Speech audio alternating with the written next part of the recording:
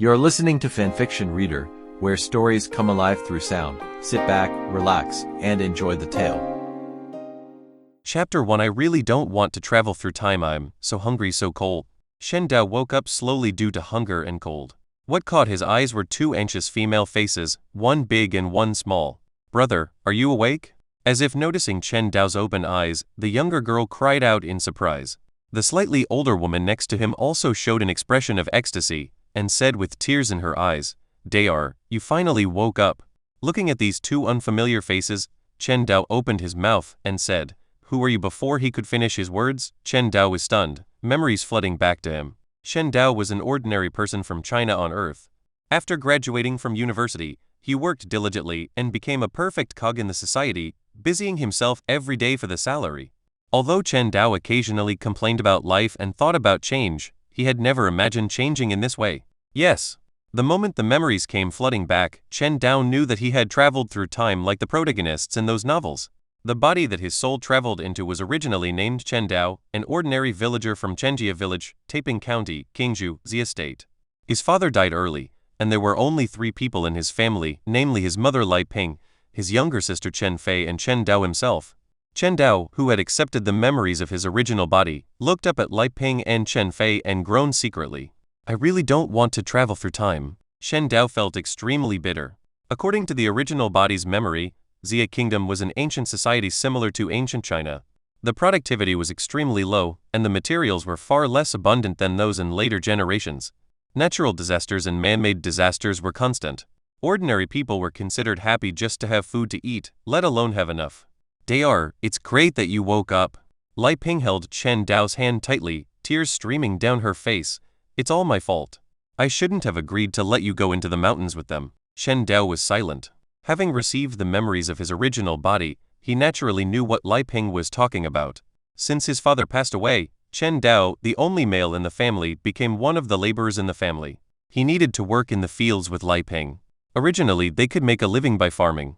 However, natural disasters have occurred frequently in recent years, and the government has continued to increase taxes, resulting in the output of the few acres of land at home no longer being able to sustain the family. Therefore, Chen Dao thought about going into the mountains to hunt with the hunters in the village. Of course, although it was called hunting, Chen Dao was actually only responsible for helping the hunters carry the prey. Afterwards, the hunters would share some of the prey with Chen Dao, so there was no need for Chen Dao to fight with the prey himself. At first, Lai Ping did not agree with Chen Dao doing this. After all, the mountains were too vast and there were countless dangers. Lai Ping was really unwilling to let the only male in the family take risks. But the family had already been struggling to make ends meet, and Chen Dao had made up his mind, so Lai Ping had no choice but to acquiesce. But who would have thought that this seemingly harmless incident would cause Chen Dao to be seriously injured? On the way down the mountain, Chen Dao fell down without noticing, and the back of his head hit a rock. He then fell into a coma for several days. In the past few days, Lai Ping and Chen Fei have been serving Chen Dao every day, praying in their hearts that Chen Dao can wake up as soon as possible. Fortunately, hard work pays off. Perhaps their prayers were effective, and Chen Dao, who had been in a coma for several days, finally woke up. But what Lai Ping and Chen Fei didn't know was, the soul in Chen Dao's body when he woke up was no longer the original Chen Dao, but a soul that traveled from Earth. "Brother, please don't go to the mountain again, okay?" Chen Fei said with hope in her eyes. Although she was young, she knew the importance of men in the family. She didn't want to experience the fear and worry she had experienced in the past few days again. Looking at Chen Fei, who was full of expectation, Chen Dao nodded subconsciously. "Okay. Very good." A look of joy appeared on Chen Fei's little face. Chen Dao looked at Chen Fei, who was about 1 meter tall, and felt a little sad. Although Chen Fei's face was clean, Chen Dao still noticed the patches on her clothes. Her hair was a little dry and yellow, and her little face was dry and thin, which was very different from the children on Earth. Chen Dao knew that this was a sign of malnutrition. Chen Fei, who was already 10 years old, was less than 1 meter tall because he had not eaten enough for a long time. Look at Lai Ping again. She is 35 years old, with dark skin and wrinkles on her face, like a 50-year-old woman. Gurgle. But at this moment, Chen Dao's stomach growled and a strong feeling of hunger came over him. "Are you hungry? Mommy will go make you some food." Lai Ping immediately got up and went to the kitchen separated from the room by a wall to cook for Chen Dao. Chen Fei crawled to the bedside and wrapped her 2 small hands around Chen Dao's right hand, as if to give Chen Dao some warmth. "Brother, are you warm?" "Warm." Even though he felt a little cold, Chen Dao still gave the little girl a positive answer. He looked around the house, feeling sad. The wall was made of wooden boards, and the cold wind was blowing in through the gaps between the boards. Even the quilt covering the body could not keep out the severe cold, let alone the tattered clothes on the body. Chen Dao could even feel that Chen Fei, who was holding his hand, was shivering. Obviously, the clothes she was wearing were far from enough to protect her from the severe cold. Xiao Fei, get under the quilt quickly. Chen Dao lifted a corner of the quilt and let Chen Fei in to keep warm. Chen Fei hesitated for a moment, but still got into the quilt. Her small body curled up in Chen Dao's arms, and she immediately felt a lot warmer. It's so warm in my brother's quilt. Chen Fei smiled in Chen Dao's arms. Yeah? Chen Dao gently stroked Chen Fei's hair, his eyes empty. If he had a choice, Chen Dao naturally would not want to come to this world. Although he was a social animal in his previous life, at least he had enough to eat and clothes to wear, and he was not starving and cold. Why would he be willing to come here to suffer? But now that I'm here, and since I can't go back, I can only try my best to adapt to this world. I wonder if the knowledge I gained from my past life can make my life better in this world? Shen Dao's eyes were wandering. He had read many time travel novels in his previous life. The protagonists in those novels were often able to rely on modern knowledge to succeed in the ancient world. He wondered if he could replicate the actions of those protagonists. Only Chen Dao took one look at his bare house and gave up the idea for the time being. Not to mention whether he can remember the knowledge from his previous life. Even if he does, it would probably be useless for the time being. Well, let's take it one step at a time. Shen Dao sighed softly. The meal is here. Not long after, Lai Ping came over with a bowl of food and said to Chen Dao, "Dao, eat first. You'll be better able to recover after you're full." Chen Dao took a look at the bowl that Lai Ping was holding. He saw some beans and some clumps of something that looked like paste floating in the bowl. It made him lose his appetite at first glance. But Chen Dao actually knew very well that this was already good. That is to say, he was recuperating from an illness, otherwise Lai Ping would probably not be willing to take out these foods. Usually, the most eaten thing at home is bran, which is the shell or skin of grains such as rice, wheat, etc. This thing is not only hoarse and difficult to swallow, but eating too much will also cause a burden on the digestive system. It is far less delicious than the beans and porridge in front of him. What's wrong, rice? Lai Ping asked, noticing Chen Dao's expression. Fine. Shen Dao shook his head, took the bowl from Lai Ping's hand, and forced himself to swallow the bowl of food. After finishing the meal, Chen Dao smacked his lips. He didn't feel it was that bad, but it was far from delicious either. The noodles and beans were cooked with water, and at most a little salt was added for seasoning. You could tell that it wouldn't taste very good. It was because Chen Dao was extremely hungry, otherwise he, who was used to eating meals with all kinds of seasonings in his previous life, really couldn't eat this stuff. After eating a bowl of porridge, Chen Dao felt a little stronger. Just as he was about to return the bowl to Lai Ping, there was a knock on the door. Sister-in-law, are you home? Sister-in-law, we are here to see Chen Dao. Sister-in-law, open the door. Hearing the familiar voice coming from outside the door, Lai Ping hurried to open the door. Sister-in-law. The door opened, and along with the cold wind, 3 men walked in. They said to Lai Ping a little embarrassedly, I'm sorry, we didn't take good care of Xiaodao. The people who came were none other than the 3 hunters who had taken Chen Dao into the mountains to hunt before. The middle-aged man in the lead was named Chen Da, and the 2 people beside him were Chen Si and Chen Jiang. Chenjia village. Just by looking at the word Chen in front you can tell that this is a village mainly composed of people with the surname Chen. The whole village is extremely united because most of the people have the same surname and are related. Chen Da and his 2 companions knew that Chen Dao's family was not doing well because they had lost their man, so they decided to take care of Chen Dao and took him up the mountain, so that they could legitimately give Chen Dao some prey and make his family feel better. However, they did not expect that an accident would happen, causing Chen Dao to fall and be unconscious for several days. Lai Ping naturally felt resentful about Chen Dao's coma, but she also knew that Chen Da and the other 2 meant well, so she did not blame them. She just said, it's not your fault. Dao was careless. After all, we failed to take good care of Xiaodao. General Chen, who had a simple and honest face, handed a piece of meat to Lai Ping. Sister-in-law, this is the meat we agreed to give to Xiaodao. Take it and use it to nourish Xiaodao. Lai Ping took a look and was somewhat tempted. Life in the village was hard now, and many families couldn't even get enough food, let alone meat. If she could accept this piece of meat, it would be able to help Chen Dao and Chen Fei to replenish their bodies. This Lai Ping was about to speak, but Chen Da didn't care and stuffed the meat directly into Lai Ping's hand. Sister-in-law, take it. This was originally agreed to be for Xiaodao. Then I'll take it. Lai Ping took the meat a little embarrassedly and said, "Come in and sit down. I'll get you some water. Don't bother, sister-in-law. We'll just go see Xiaodao and leave." Chen Da led Chen Si and Chen Jiang into the house. Chapter 2 advanced. Of course, there is no such thing as a living room in Chen Dao's house. Chen Dao's bed is right after you enter the door. As for Lai Ping and Chen Fei's bedrooms, they are on the other side, separated by a wooden board. In fact, the moment Lai Ping opened the door, Chen Da and his companions saw Chen Dao, who had woken up. That's why he said that the piece of meat was for Chen Dao and Chen Fei to nourish their bodies instead of asking whether Chen Dao was awake or not. After entering the room, Chen Da directly brought a chair and sat beside Chen Dao's bed. He said with some guilt, "Xiao Dao, I'm sorry. It's my fault that I couldn't take good care of you." Chen Si, who was beside Chen Da, also asked with concern, "Xiao Dao, are you feeling better?" "Much better." Chen Dao smiled and said, "Uncle Chen, don't blame yourself. I got hurt because of my own carelessness. It has nothing to do with you." Chen Dao, who received the memories of his original body, was actually very clear that his fall and coma had nothing to do with Chen Da and the other two. On the contrary, Chen Da and the other two took great care of him during the hunting trip. He accidentally fell on the way back, so he could not blame Chen Da and the other two at all.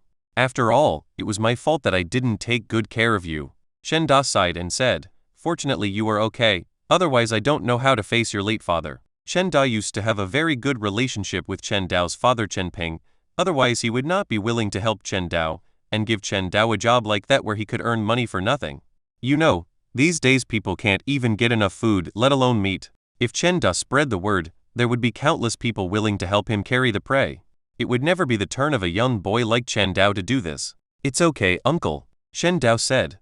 "I am already very grateful that you can give me a job." Chen Da and the other two didn't stay long. After chatting with Chen Dao for a while, they left one after another. Elder brother. After Chen Da and the other two left, Chen Fei popped her little head out from under Chen Dao's quilt, her eyes sparkling as she asked, "Are we going to have meat tonight?" "It should be." Chen Dao touched Chen Fei's hair and said with a smile. Just at this moment, Lai Ping came over, rolled her eyes at Chen Fei, and said, "You little girl, you just want to eat meat all day long." Chen Fei didn't take it seriously and was looking forward to eating meat in the evening. Chen Dao looked at it and sighed in his heart. Compared with his previous life, life in this world was too hard. Chen Fei was so salivating over a palm-sized piece of meat, which showed how rare meat was. In fact, Chen Dao already knew from his original body's memory that neither Lai Ping, Chen Fei, nor Chen Dao himself had eaten meat for nearly half a year. "We have to think of a way to change this. We can't even eat a bite of meat. This is too fucked up."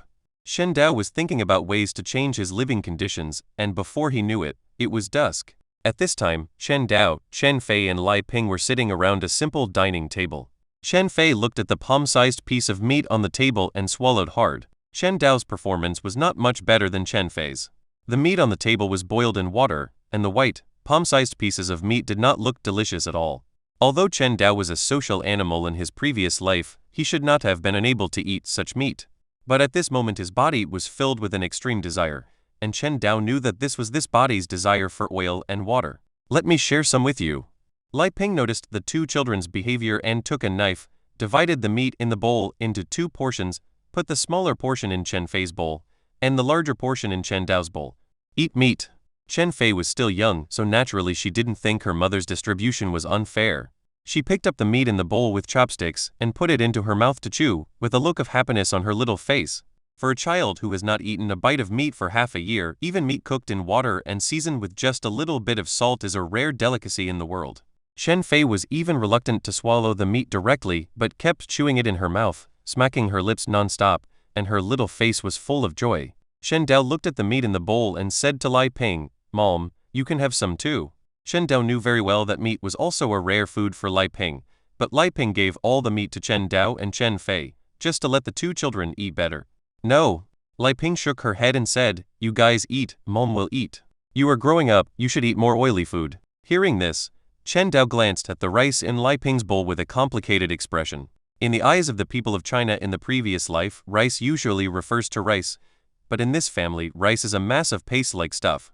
If Chen Dao guessed correctly, this should be bran powder, which is a powder made from the husks of rice and wheat. This thing can barely fill the stomach, but it doesn't have much nutrition. However, even such food was the staple food of poor families in this era. Many people did not even have bran powder to eat and could only eat bran directly. Even though the porridge was made from bran powder, there was not much in Lai Ping's bowl. It was so thin that one could almost see the bottom of the bowl. In contrast, the porridge in Chen Dao and Chen Fei's bowls, although also made from boiled water, was much thicker. Obviously, Lai Ping ate little herself, but she didn't want to let her 2 children starve, so she gave them more food. Chen Dao sighed in his heart, and without caring whether Lai Ping agreed or not, he directly took the kitchen knife, cut the meat in his bowl into 2 halves, and put 1 half into Lai Ping's bowl. "Mom, you eat it, half is enough for me." Chen Dao sat down in his seat and started eating the meat with the porridge. Lai Ping looked at the meat in the bowl and felt relieved that Dao had finally grown up. 3 days later, Chen Dao's body finally recovered completely. Although his health has recovered, Chen Dao still has no idea how to make money or how to change his family's life. Even if you are a time traveler, you can't cook without rice. Chen Dao, lying on the bed, sighed softly. He once thought about making glass and soap to get rich like other time travelers, but he soon gave up the idea. Not to mention whether he could make it or not, even if he could, no one could afford it. The people in the whole village couldn't even get enough food to eat, so how could he expect them to buy glass and soap? As for going to the county town to do it, that's even more nonsense. Now is a year of disaster, and many people who can't make a living have turned into road bullies and bandits, specializing in robbing pedestrians on the official road. If you go to the county town alone, you may not even reach the county town and will die at the hands of the road bullies and bandits. I am also ashamed for the time travelers. I am a time traveler, but I can't even get enough food to eat. After lying down for too long, Chen Dao couldn't help but feel a little restless. He threw back the quilt and immediately shivered. This is too damn cold. Relying on great willpower, Chen Dao got up from the bed and opened the door to the cold wind. A cold wind blew in his face, and Chen Dao suddenly woke up. Looking ahead, there is a small courtyard outside the door. Chen Dao sat on the doorstep, his eyes empty, racking his brains to think of a way to get rich. Cluck, cluck, cluck. But at this moment, a chicken passed by Chen Dao. Chen Dao looked carefully, and suddenly words appeared in front of him. Gray-feathered chickens, characteristics, long growth period, few eggs laid. Gray-feathered chicken advanced route 1. When a gray-feathered chicken female is mated with a red-heart chicken male, there is a 50% chance that a red-feathered chicken will hatch. Features of red-feathered chickens: laying more eggs and having a longer growth period. Gray-feathered chicken advancement route 2. Eat chicken heart grass every day for 3 consecutive days, and there is an 80% chance of advancing to white-feathered chicken. Characteristics of white-feathered chickens: short growth period and high meat production. What is this? My time traveler's golden finger is online? Chen Dao was stunned, and then a look of ecstasy appeared on his face. He was worrying about how to make a fortune, and then the golden finger came. It's just, this golden finger doesn't seem that awesome? Chen Dao couldn't help but complain that other people's time travelers' golden fingers were so high-end, but why was his so down-to-earth? Dao, what are you doing? Why did you open the door? At this time, Lai Ping and Chen Fei came over from behind Chen Dao and said, "You have just recovered. You can't be exposed to cold wind." Elder brother. Chen Fei trotted over to Chen Dao and said, "Close the door quickly, it's too cold." Chen Dao's house was not very windproof to begin with, and now that Chen Dao opened the door, the house became even colder. It was because the house suddenly became cold that Lai Ping and Chen Fei came to the door. No hurry, no hurry. Chen Dao held Chen Fei in his arms, turned to Lai Ping and said, "Mom, do you know about red heart chicken and chicken heart grass?" In just a short moment, Chen Dao had figured it out. Although his golden finger was very down-to-earth, it was better to have it than nothing. No matter what, I have to make use of this golden finger. Red-hearted chicken? Chicken-hearted grass? Lai Ping frowned and thought for a moment before answering, "I haven't heard of it." Hearing this, Chen Dao couldn't help but feel disappointed. He could see the chicken's advancement route through the golden finger, but he couldn't make the chicken advance directly. If he couldn't find the red heart chicken and chicken heart grass on the advancement route, then he probably wouldn't be able to advance the gray feather chicken. Dao, why are you asking this? Fine. Chen Dao shook his head. He didn't know how to explain the existence of the golden finger to Lai Ping. I've heard of chicken heart grass. But at this moment, Chen Fei, who was held by Chen Dao, said, "Have you heard of it?" Chen Dao's eyes lit up, and he quickly asked, "Xiao Fei, where did you hear that?" Chen Fei frowned and thought for a long time before saying, "I seem to have heard of it when I was playing at Chen Titan's house before." Shen Titan? Chen Dao naturally knew who Chen Titan was. He was none other than the son of Hunter Chen Da, and also one of Chen Fei's playmates. "Mom, I'm going to Uncle Chen's house." After saying that, Chen Dao stood up and walked out the door without waiting for Li Ping's response. Daor, be careful.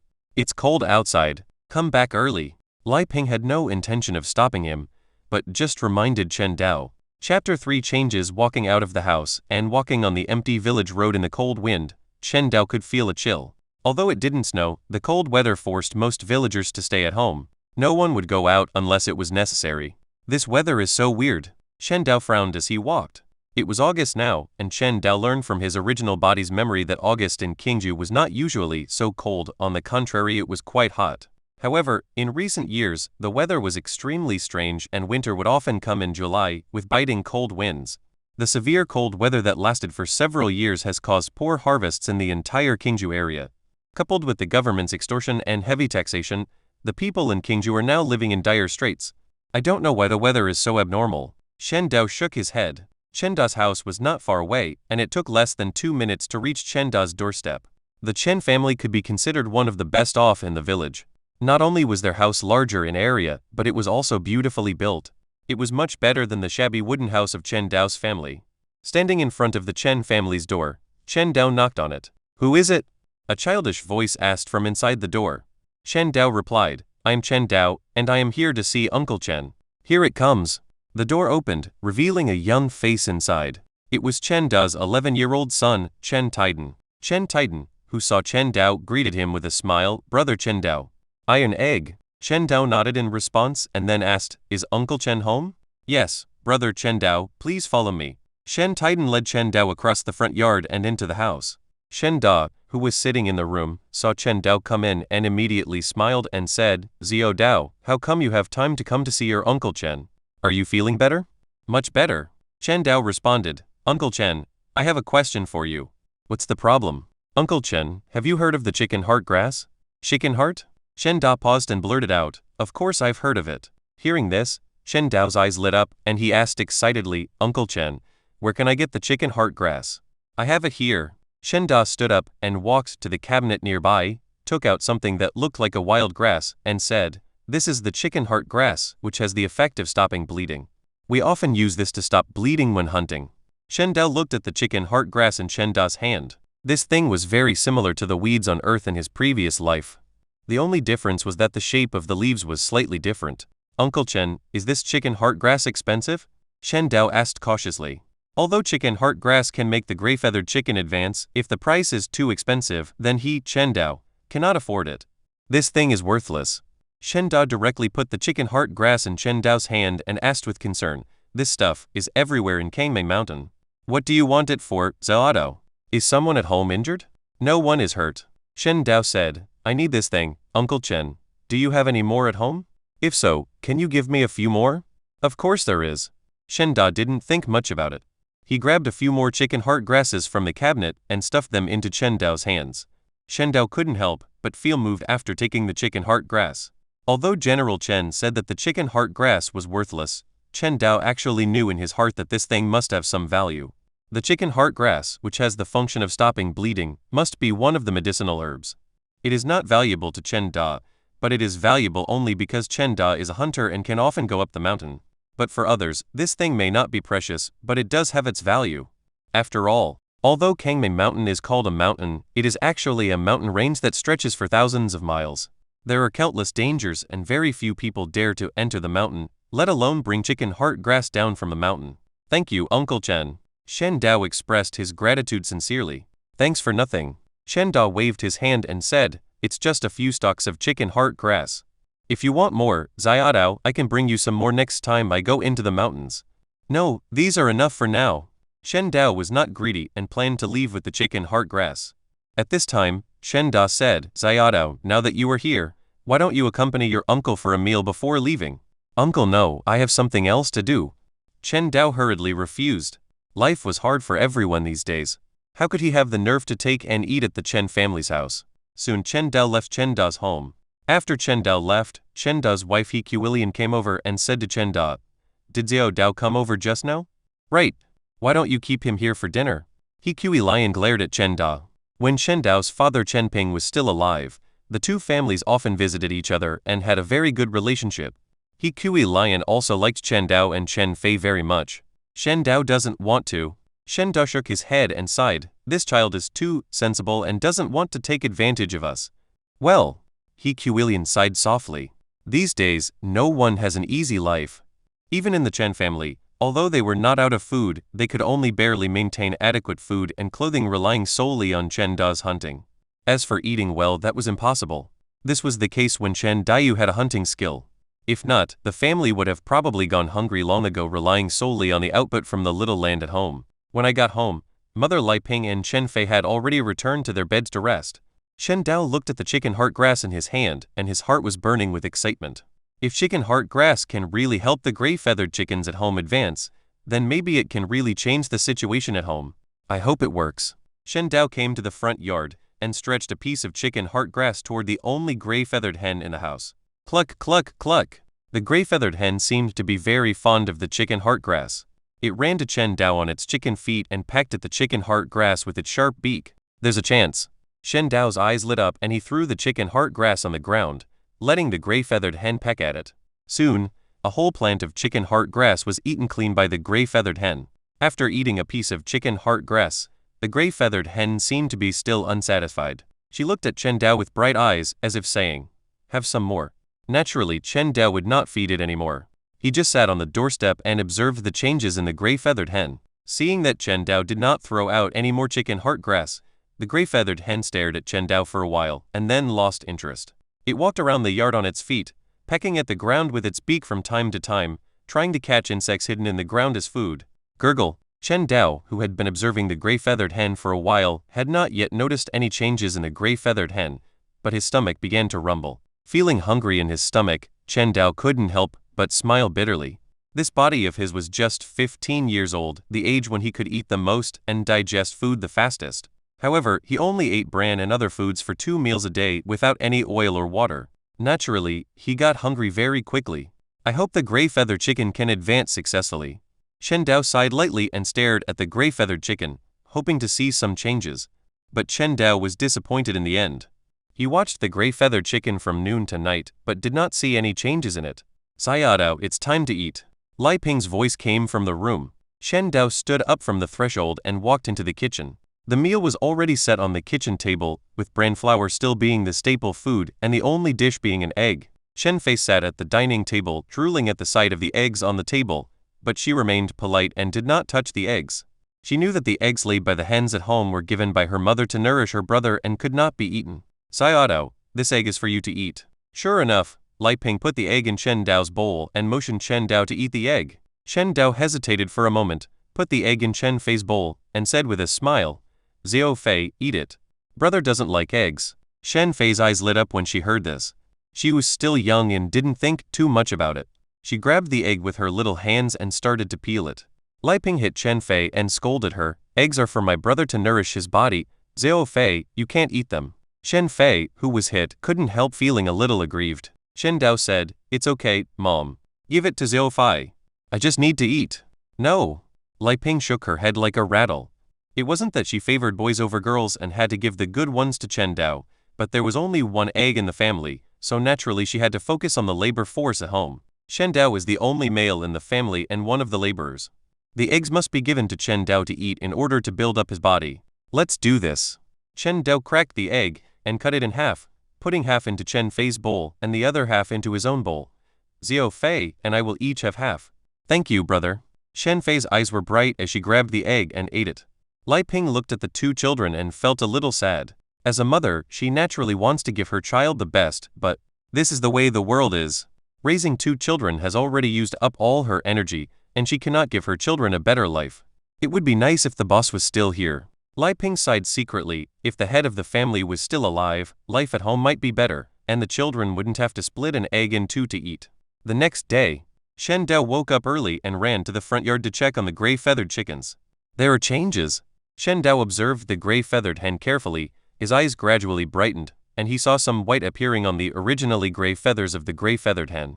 This change immediately brought a look of joy to Chen Dao's face. Change is a good thing. The changes showed that his golden finger was real and also showed that the chicken heart grass could really allow the gray-feathered chicken to advance into a white-feathered chicken. Although Chen Dao didn't know what white-feathered chickens looked like, the fact that they grew meat quickly was enough to make Chen Dao ecstatic. Chapter 4 You can still advance if I can really advance to become a white-feathered chicken. Chen Dao's eyes were burning with enthusiasm. The characteristics of white-feathered chickens had been clearly described by Goldfinger. They grew meat quickly and had a short growth period.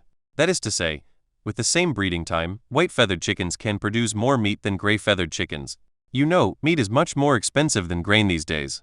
If I can master a stable method to upgrade gray-feathered chickens into white-feathered chickens, can I get rich by selling chicken? Thinking of this, Chen Dao immediately returned to the house, took out a piece of chicken heart grass, and threw it on the ground for the gray-feathered hen to peck at. After watching the gray-feathered hen finish eating the chicken heart grass, Chen Dao entered the house and went to the kitchen to have breakfast with Lai Ping and Chen Fei.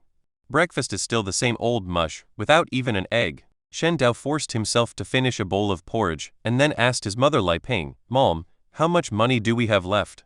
Lai Ping was startled but did not hide the truth from Chen Dao.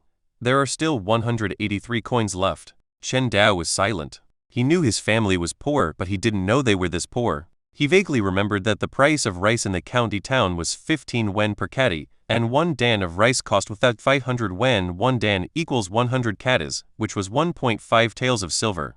The family's total assets were 183 wen, which could only buy 12 cattas of rice. Chen Dao finally understood why his family could only eat bran flour, which cost 183 coins. If they ate rice, the family of 3 might not be able to survive for 3 days. Thinking of this, Chen Dao became more determined to raise chickens. The weather was so cold now that he couldn't even plant crops. If he didn't think of other ways, his family would probably run out of food soon. "Mom, can you give me the money at home?" Chen Dao asked tentatively. Lai Ping looked at Chen Dao for a while and asked, "What do you want the money for?" "I'm going to start some business." Chen Dao replied, "Mom, you know that our family's food is almost gone. If we don't have other sources of food, we will soon run out of food. Only by making more money can we survive."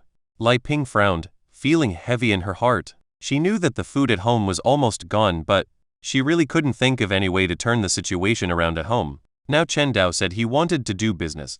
Lai Ping naturally knew nothing about business, but she was willing to trust her son. Lai Ping stood up, took out a package from under her bed, counted out all the copper coins from the package, and said to Chen Dao, "Xiao Dao, I don't know what you are going to do, but I know you will definitely need this money. Here is all the money in the family, I will give it to you." Chen Dao solemnly took the 183 copper coins and was deeply moved. Lai Ping was just a rural woman with little education, but her trust touched Chen Dao deeply. "Don't worry, Mom. I will definitely not waste this money." Chen Dao carefully put away the 183 copper coins, feeling heavy in his heart. In the blink of an eye, 2 days passed. That morning, before Chen Dao woke up, he heard Lai Ping's scream coming from outside the door. Hearing the scream, Chen Dao quickly got up and rushed out, only to see Lai Ping standing in the front yard holding a handful of bran, staring at the gray-feathered hen in the yard in a daze. No! At this time, the gray-feathered hen can no longer be called a gray-feathered hen, but should be called a white-feathered hen. I saw that the hen, which was originally covered with gray hair, had turned snow white. Not only did its feathers turn white, but its size had also become much larger. The original gray-feathered hen was very small, and the weight of the whole chicken was estimated to be about 3 pounds. However, the white-feathered hen in front of him was much larger. Chen Dao estimated that this white-feathered chicken weighed at least 6 pounds. Success! Chen Dao was ecstatic. After 3 consecutive days of feeding the chicken heart grass, the gray-feathered chicken had finally upgraded to a white-feathered chicken, and its size and weight had doubled. "Xiao, come and take a look." Lai Ping noticed Chen Dao coming and waved at him, and asked in panic, "Is this chicken ours?" It's no wonder Lai Ping behaved like this. The chicken has really changed so much. As someone who raises gray-feathered chickens at home, she is very familiar with the previous gray-feathered hens. It can be said that the white-feathered chicken in front of her has no similarities with the gray-feathered chicken she is familiar with. Lai Ping even suspected that the chickens from someone else's house had run into her house. But the door to my front yard was always closed, and the fence was very high, so no other chickens should have been able to run in. Not to mention, if this chicken is not yours, then where are your chickens? "Don't worry, Mom. This chicken belongs to us," Chen Dao said with a smile on his face. As the initiator of the gray-feathered hen's advancement, he naturally knew that this chicken was indeed the gray-feathered hen in his home. It only became like this because it ate chicken heart grass and successfully advanced. Chen Fei, who ran to the front yard upon hearing the noise, cried out in surprise. She ran to the white-feathered chicken on her short legs and cried out in surprise, "What a big chicken!" Lai Ping ignored Chen Fei and stared at Chen Dao and said, Xiao Dao, did you do this? Yes. Shen Dao nodded without hesitation. Don't worry, Mom. I used a special method to make our hen look like this. This is the hen in our house. Hearing this, Lai Ping was completely relieved, and then her mind started to work. Xiao Dao, you asked me for money before just to do this? Lai Ping asked. Yes. Shen Dao nodded, his eyes burning with enthusiasm as he said, I plan to buy more gray-feathered chickens and breed more white-feathered chickens.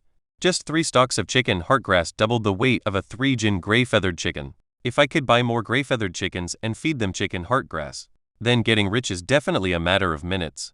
Xiao Dao, you must never tell anyone about this. Lai Ping was a little worried. Although she was not well educated, she understood the principle that an innocent man may be guilty of possessing a treasure. Her son had mastered the secret method of making chickens bigger. If others knew about it, her family would be in danger. Don't worry, Mom. I will never tell anyone else about this. Chen Dao quickly made the promise. He naturally knew how important what he knew was. Before he had the ability to protect himself, Chen Dao would never reveal it to others. As long as you know the severity of the problem. Lai Ping nodded. Mom is going to cook for you. You can feed the chickens.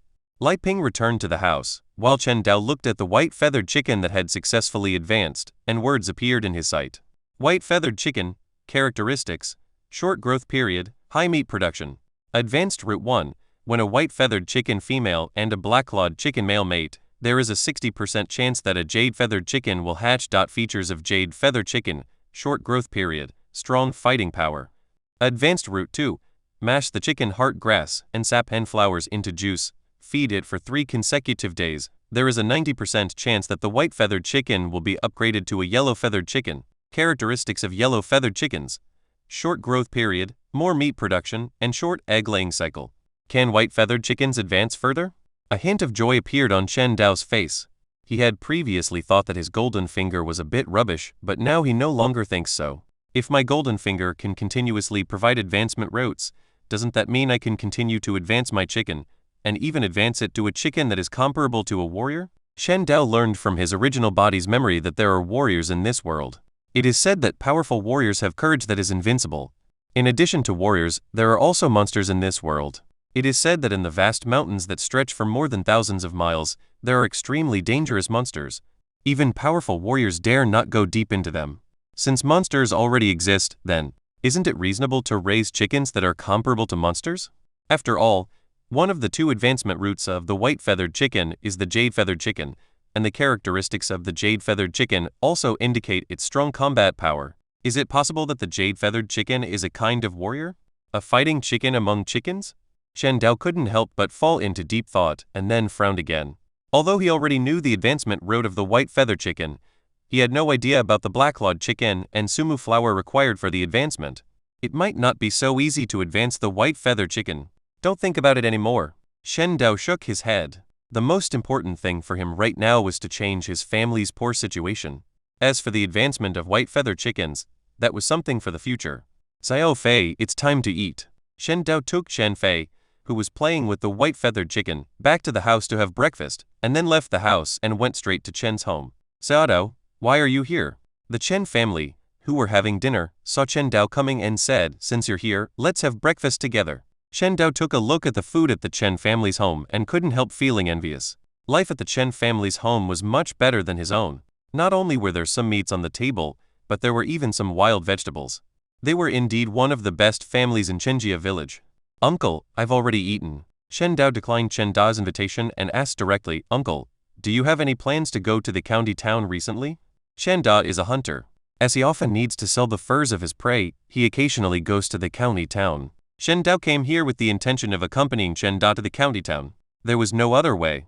It was too dangerous to go to the county town alone. Only by accompanying Chen Da and others could I ensure my safety. County seat? Shen Da was startled and said, I'm planning to go to the county town today. Why, are you going too? Shen Dao's eyes lit up and he said quickly, Uncle, I'll go with you. No problem. Shen Da readily agreed and said, go back and get ready. We'll set off soon. Okay, Uncle. Chapter 5. Entering the city. After returning home, Shen Dao immediately took action. He first caught the white-feathered chicken and tied its 2 feet together with a rope. Then Shen Dao put the chicken into a chicken cage woven with bamboo strips. Then he took all the copper coins and rushed to the village entrance to meet Shen Da and others. Shenjia village entrance. Chen Da, Chen Si and Chen Jiang each carried a bow and arrow, and next to them was the only donkey cart in the village. In addition to the donkey cart, there were many villagers surrounding the three people. Every time Chen Da went to the county town, it was a big event for the villagers. The villagers would entrust Chen Da to help them buy various daily necessities from the village in addition to food, such as salt and other daily necessities. Chen Da. An old man solemnly put a string of copper coins into Chen Da's hand and said, "My family needs half a caddy of salt and 50 caddies of sorghum flour. You must buy them for me." General Chen took the copper coin and nodded seriously, saying, "Don't worry, I will definitely buy the things back for you." Chen Da, my family also needs to buy things. Chen Da, my family needs to buy 50 kilograms of sorghum flour. Chen Da, my family needs to buy 20 kilograms of sorghum flour. The villagers lined up and handed the counted copper coins to Chen Da one by one. The village chief Chen he handed the written note to Chen Da and said, "Chen Da, I have asked Lai Jing to calculate the total amount of things the villagers need. You can buy them according to this note when the time comes." Lai Jing is one of the few people with other surnames in Chenjia village, and the only literate person in the village. A few years ago, Lai Jing came to Chenjia village because of fleeing, and then settled in Chenjia village and became a teacher in the village. Every time Chen Da went to the county town, the village chief would ask Lai Jing to help calculate in advance the supplies that the villagers needed to buy. "I understand, village chief." General Chen took the note with the amount of supplies written on it, put it in the lining of his clothes, and then said loudly, "Don't worry, I will definitely buy the things for you." The villagers who received Chen Da's guarantee left one after another. After everyone had left, Chen Da turned to look at Chen Dao who was waiting nearby and said with a smile, "Xiao Dao is here? Get in the car." Xiao Dao. Shen Si and Chen Jiang also nodded to Chen Dao, and then they got on the donkey cart one after another. Shen Si drove the cart, which started slowly and headed towards the county town. Soon after, the car left the village and got onto the official road. Shen Jiang looked at the refugees who appeared from time to time on the official road and sighed, "Life is getting harder and harder." Shen Jiang, who often went to the county town with Chen Da, knew very well that in previous years there were basically few refugees on the official road. But now there are so many refugees on the official road. This means many people could no longer survive and had to become refugees. This weather is so fucking weird. Shen Si, who was driving the car, couldn't help cursing, "Damn God, he really doesn't want us to live a good life." Although Qingju was not a particularly prosperous place, crops could be harvested twice a year, and in peaceful years, the people could still have enough to eat. But with the drastic changes in the weather in recent years, many people can no longer afford to eat. Not only is the output of their fields not enough to feed them, but they also have to face heavy taxes from the government. Many people have had to become refugees, just to be able to go to the county town and find a way to survive. Shen Dao stared at the refugees walking on the official road like zombies. This was the first time he felt the cruelty of ancient society so clearly. These refugees were skinny, with sunken cheeks and eye sockets and numb eyes. They were like zombies walking on the road, without a trace of life in them. Only when they saw the donkey cart of Chen Dao and his three companions, did a hint of life appear in their eyes, revealing an emotion of longing, as if they hoped that Chen Dao and his three companions in the cart could give them some food. "Well," Shen Da sighed, trying not to look at the refugees, and said, "Let's go." "Don't look at them." Although Chen Da sympathized with these refugees, he also knew that he must not give them food, otherwise, once these refugees rushed over, his lives would be in danger. Therefore, Chen Da urged Chen Si to leave as soon as possible. The donkey cart quickly passed the refugees, but soon many new refugees came into the four people sight. The long official road was filled with refugees. Seeing this scene, Chen Dao felt sad. He saw with his own eyes a mother holding a child falling to the ground due to exhaustion. Greed immediately appeared in the eyes of other refugees. Shen Dao, who lives on Earth, comes into direct contact with the cruelty of human nature for the first time. When a person is extremely hungry, even if it is a member of the same species, will become their meal. The cannibalism described in history books is so intuitively presented in front of Chen Dao's eyes, strongly impacting his heart. Shen Dao really wanted to help the mother who fell, but he was powerless.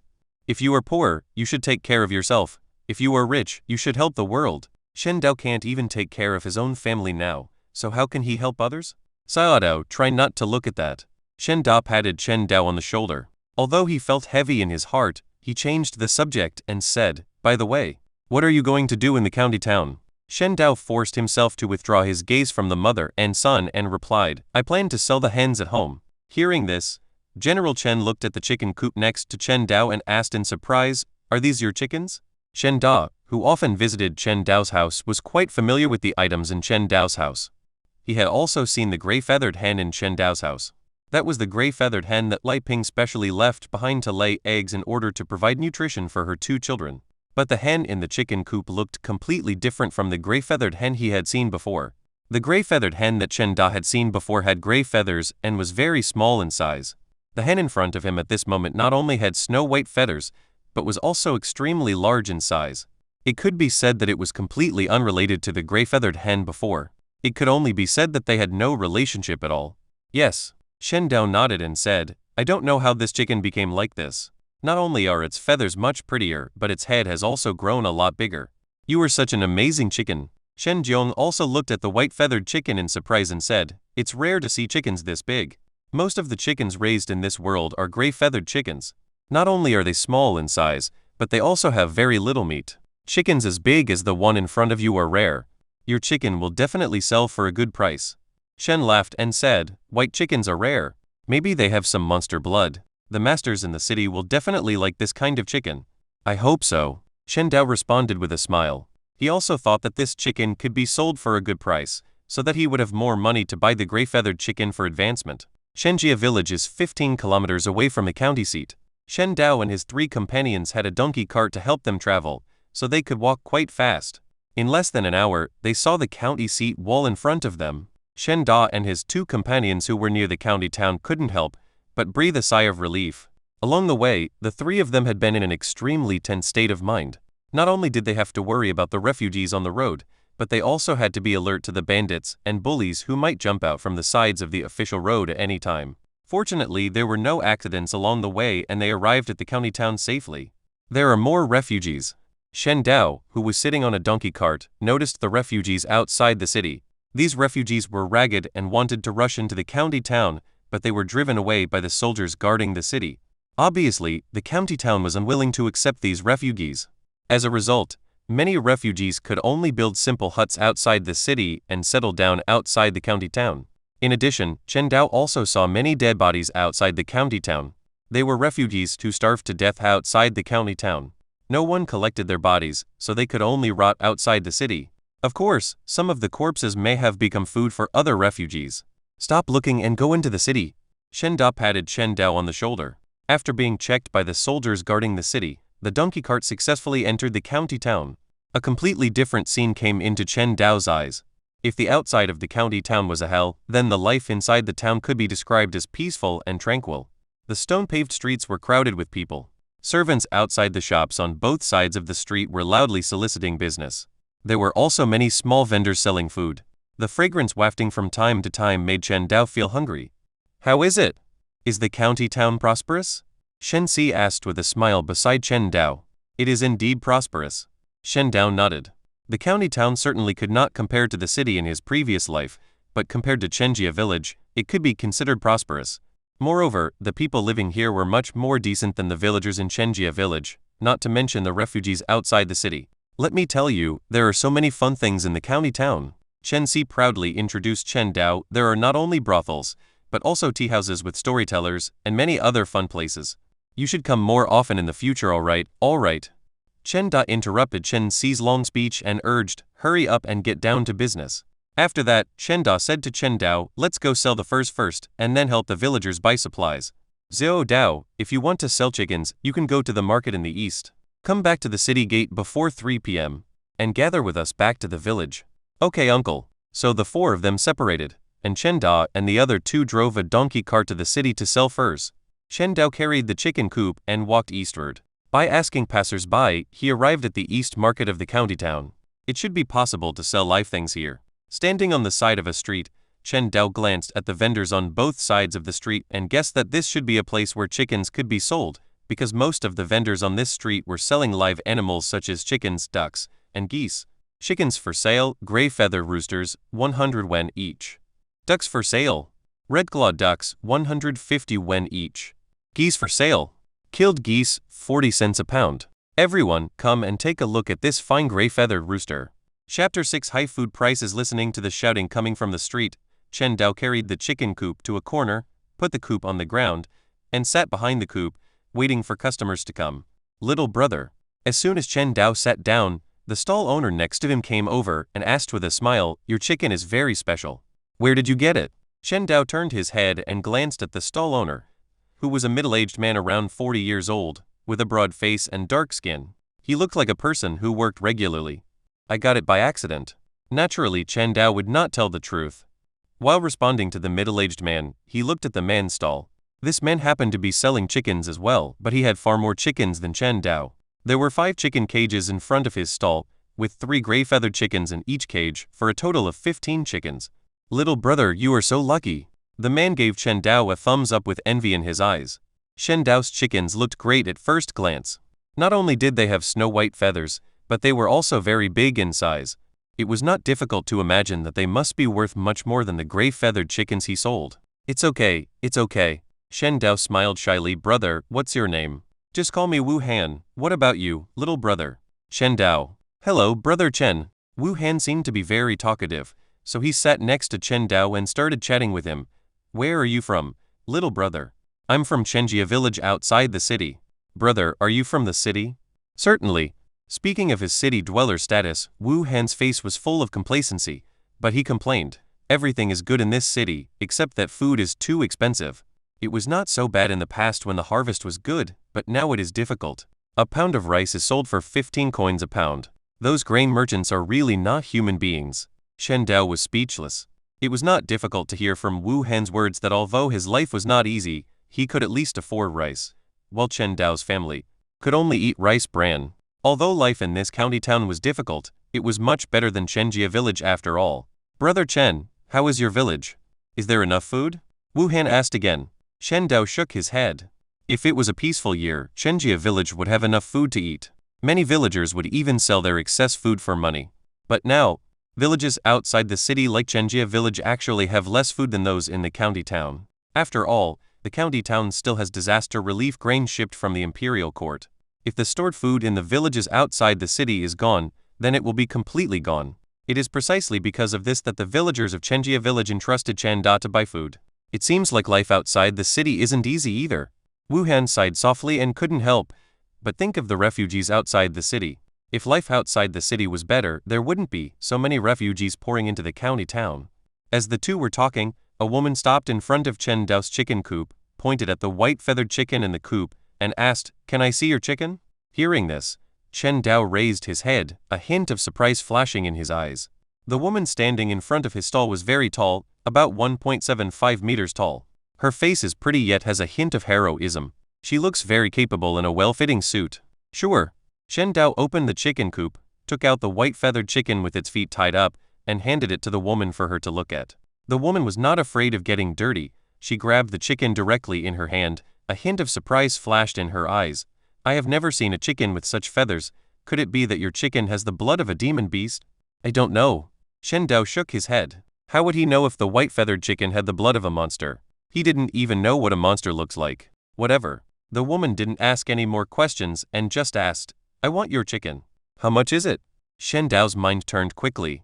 The street vendors sold a gray-feathered rooster weighing about 3 kilograms for 100 coins. His white-feathered chicken weighed at least 6 kilograms and looked better. It was also a hen and had value for laying eggs. After some consideration, Chen Dao tentatively offered a price, 500 wen. "No problem." The woman readily agreed and took out a cloth bag to count the money for Chen Dao. "Damn. I reported too little." Chen Dao couldn't help feeling a little disadvantaged when he saw the woman agreed so readily. This woman looked like a wealthy woman and she didn't even bargain for the 500-cent chicken. If I had known this would happen, I should have offered 1 or 2 taels of silver. Chen Dao secretly regretted it. The woman took out a tael of silver from her bag and asked Chen Dao, "Can you give me the change?" This Chen Dao was dumbfounded. 1 tael of silver was worth 1,000 copper coins. He naturally couldn't make the change, so he had to ask Wu Han beside him for help. "Brother Wu, can you help me?" "No problem." Wu Han was also a helpful person. He took out 10 strings of copper coins, 100 coins per string, handed 5 strings to the woman, and gave the remaining 5 strings to Chen Dao. He weighed the 1 or 2 taels of silver himself, and put it in his pocket after confirming that it was full. "Thank you, Brother Wu."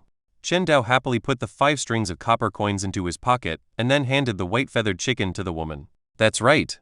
The woman who took the white-feathered chicken and was about to leave suddenly turned around and said, If you still have this kind of chicken in the future, you can sell it to me. I live in the Fu boxing gym and my name is Lai Ying." After saying that, the woman turned and left. Tisk tisk. Wu Han looked at the woman's departing back and muttered, "This girl is obviously a warrior." Warrior? Shen Dao's eyes flickered. Warriors were extremely rare in this world. According to his original body's memory, every warrior in this world was a person of extremely high status. He didn't expect that he would meet a warrior when he came to the county town. "That's right." Wu Han nodded and said, "That girl's hands are covered with thick calluses. She is definitely not an ordinary person. And she also said that we can go to the Fuhu boxing gym to find her." The Fuhu martial arts gym is one of the largest martial arts gyms in town. Even if the people who come out of there are not martial artists, they are the children of wealthy families. Shen Dao nodded thoughtfully. Practicing martial arts in this world is not such a simple thing. Not only does it require enough meat to strengthen the body, but it also requires various precious medicinal materials to strengthen the Kai and blood. Ordinary people can't even get enough food, let alone practice martial arts. I wish I could become a warrior. Shen Dao thought to himself that warriors had an extremely high status in this world. Even the magistrate of a county had to show respect to warriors. If he could become a warrior, it would be a simple matter to change his family's poor situation. But Chen Dao knew very well that with his family conditions, it would be difficult for him to have enough food, let alone become a warrior, so Chen Dao suppressed the idea of becoming a warrior and said to Wu Han beside him, "Brother Wu, how much do you sell this gray-feathered rooster for?" Wu Han was stunned and asked, "Little brother, do you want to buy my chicken?" "Yes." Shen Dao said, "I plan to buy more. Can Brother Wu give me a discount?" "That's no problem." Wu Han said generously, "We are so familiar with each other. I will give you a discount. How about 80 cents each?" 80 coins each. Shen Dao calculated silently in his mind. He originally had 183 wen in his hand, plus the 500 wen he got from selling the white feather chickens, a total of 683 wen. If he calculated it at 80 wen per chicken, he could buy a total of 8 chickens. Of course, Chen Dao did not intend to spend all the money. He also needed to buy some food and feed for raising chickens. In the past, when he only had one chicken, he could naturally let it roam free and find food on its own. But now that Chen Dao planned to raise chickens on a large scale, he naturally could not use this method. Therefore, after Chen Dao made some calculations in his mind, he said, 80 cents each. Can I buy 5? Okay. Wu Han deftly put the 5 gray feather roosters into Chen Dao's cage, and then handed the cage to Chen Dao. Chen Dao took the cage and a hint of joy appeared on his face. If all 5 gray feathered chickens could be upgraded to white feathered chickens, wouldn't they be worth 3 taels of silver? 3 taels of silver. Shen Dao's heart was burning with excitement, and he felt that getting rich was just around the corner. He quickly handed 400 copper coins to Wu Han, and then asked, "Brother Wu, is there a store selling grain nearby?" "Some." Wu Han was obviously very familiar with this place. He pointed the way to Chen Dao and said, "Go forward. There is a grain store just outside this street." "Got it. Thank you, Brother Wu." Chen Dao stood up carrying the chicken coop, said goodbye to Wu Han, and headed straight for the grain store at the corner of the street. "Uncle Chen, why are you here too?" When Chen Dao entered the grain store, he was somewhat surprised to see Chen Da and his 2 companions. Turning around and seeing Chen Da couldn't help but smile and said, "Of course you're here to buy food." After saying that, Chen Da looked at the chicken coop in Chen Dao's hand and asked in surprise, "Why did your chicken change again?" "The previous chicken has already been sold." Chen Dao explained, "This is the gray-feathered chicken I just bought." Shen Si was puzzled and asked, "This rooster can't lay eggs and it's a waste of food to keep it. We can only kill it and eat its meat. Why did you buy it?" "Yes." Shen Jiang also said, "Xiaodao, you are not being cheated, are you? It is not cost-effective to buy chickens these days." During the New Year holidays, every household would spend every penny carefully, hoping to buy all the money for food. However, eating meat is still too much of a luxury for the villagers of Chenjia village. Not to mention that Chen Dao's family is not well off and they don't have enough food. If he buys these roosters and eats the meat for a few meals, how can he live in the future? "Don't worry, brothers. I know what's going on." Chen Dao had no intention of explaining, so he could only answer like this. Chen Dao was looking at the 5 gray feathered chickens in the chicken coop, seeming to be thinking about something. "Let's buy food first." Chen Dao didn't say much and gestured for them to buy food first.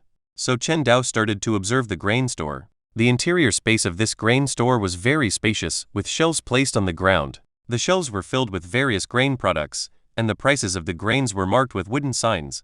Rice, 15 wen/jin. Millet, 13 cents per pound.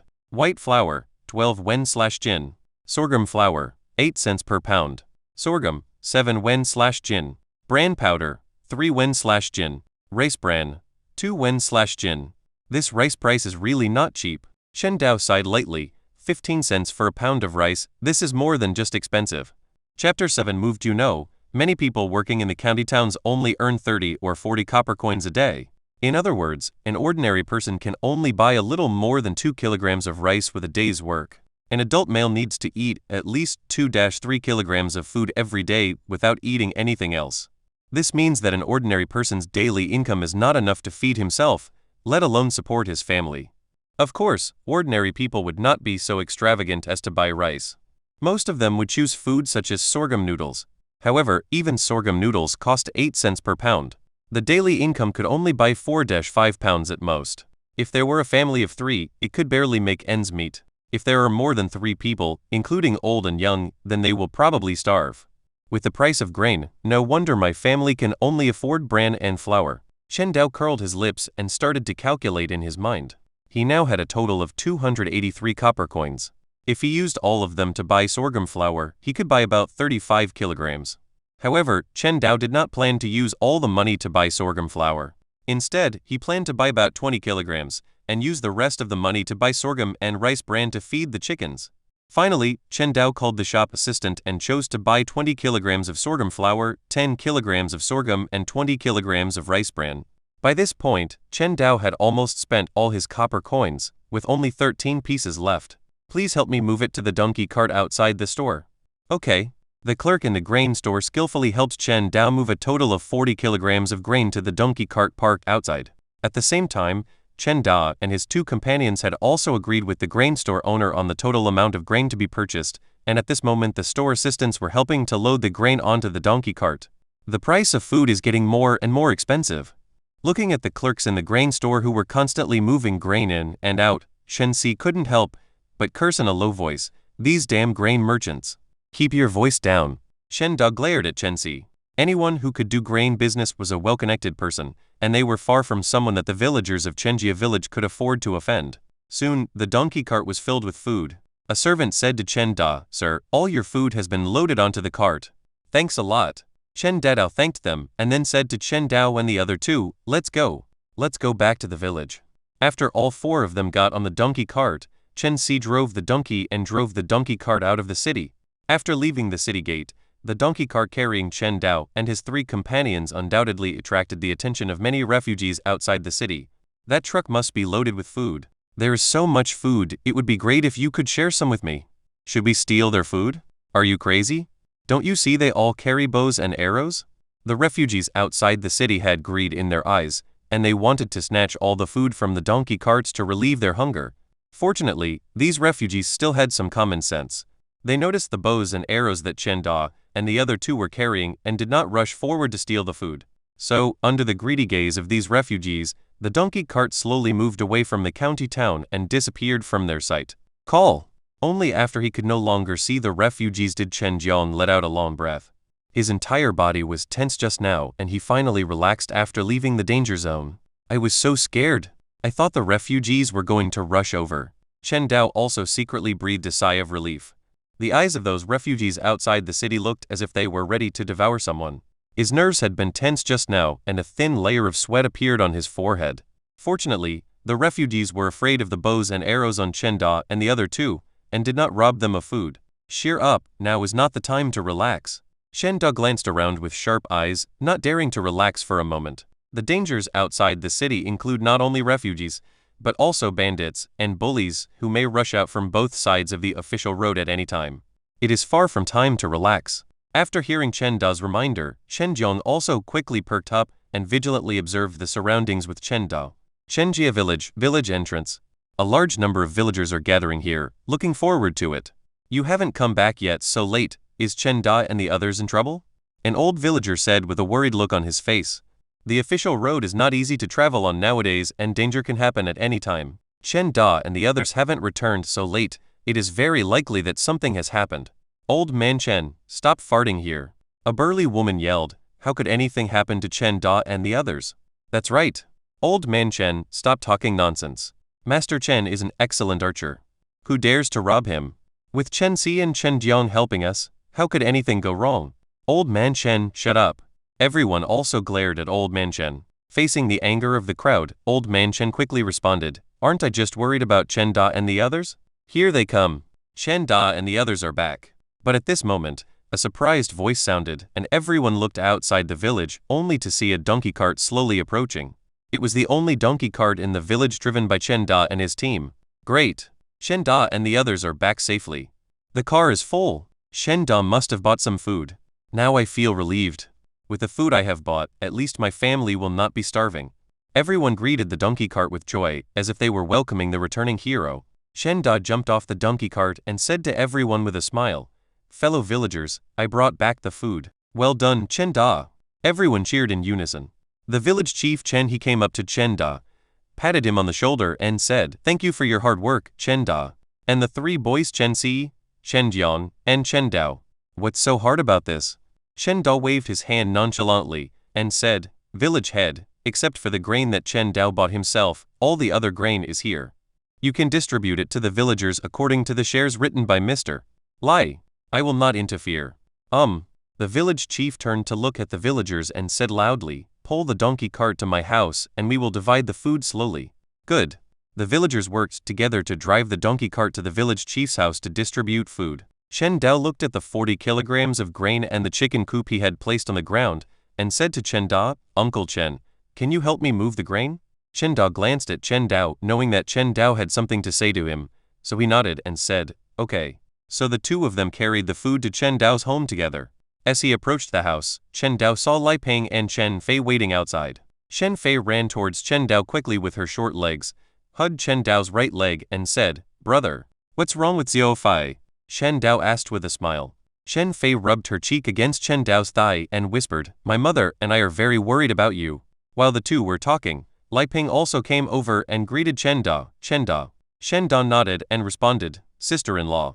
After greeting each other, Lai Peng helped the two move the food and chicken coop into the front yard, then poured them a glass of water, and then led Chen Fei into the bedroom, leaving space for the two to talk. Chen Dao warmed his hands with a cup of hot water, hesitated for a moment, and asked, Uncle Chen, do you still have chicken heart grass?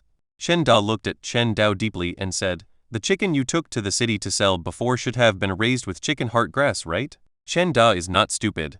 When he saw Chen Dao's white feathered chicken before, he vaguely felt that something was wrong. Now when he heard Chen Dao mention chicken heart grass, how could he not realize that Chen Dao's white feathered chicken was related to chicken heart grass? Yes, Chen Dao had already made plans to confess to Chen Da. Otherwise he would not have specially asked Chen Da to go home with him. To be honest with you, Uncle Chen, the white feathered chicken you saw before was exactly what I raised with chicken heart grass and gray feathered chicken. Gray feathered chicken? Chen Da was stunned. That's right. Chen Dao nodded heavily. The training method is also very simple. You just need to feed the gray-feathered chicken with chicken heart grass for 3 consecutive days, and the gray-feathered chicken will turn into a white-feathered chicken. I see. Chen Da suddenly understood and continued, you told me such a priceless secret recipe so easily? Aren't you afraid that I might harm you after I get it? I believe in Uncle Chen. Chen Dao said, when my father was alive, he once said that you are not his biological brother, but you are better than his biological brother. There may be people in the village who will harm our family, but you definitely won't. Hearing this, Chen Da couldn't help but be moved. Chen Dao's father Chen Ping is definitely his best brother, no doubt about it. He played with Chen Ping when he was a child. When they grew up, although one became a hunter and the other an ordinary farmer, their feelings never faded, but became even deeper. It was precisely because of this that after Chen Ping passed away, Chen Dake did his best to help Chen Dao's family without asking for anything in return. Your father is also my best brother. Chen Da, a middle-aged man in his 30s, could not help but tear up as he recalled every moment he had spent with Chen Ping. When they were young, Chen Ping always took care of him like an older brother and would always share some of the family's food with him. When he grew up, Chen Ping always took good care of him and would always take care of him when he was injured while hunting. Chen Da still remembers that when Chen Ping passed away, he was completely distraught and depressed for a long time. It took him a long time to get over the grief. Looking at Chen Da who was crying silently, Chen Dao felt emotional.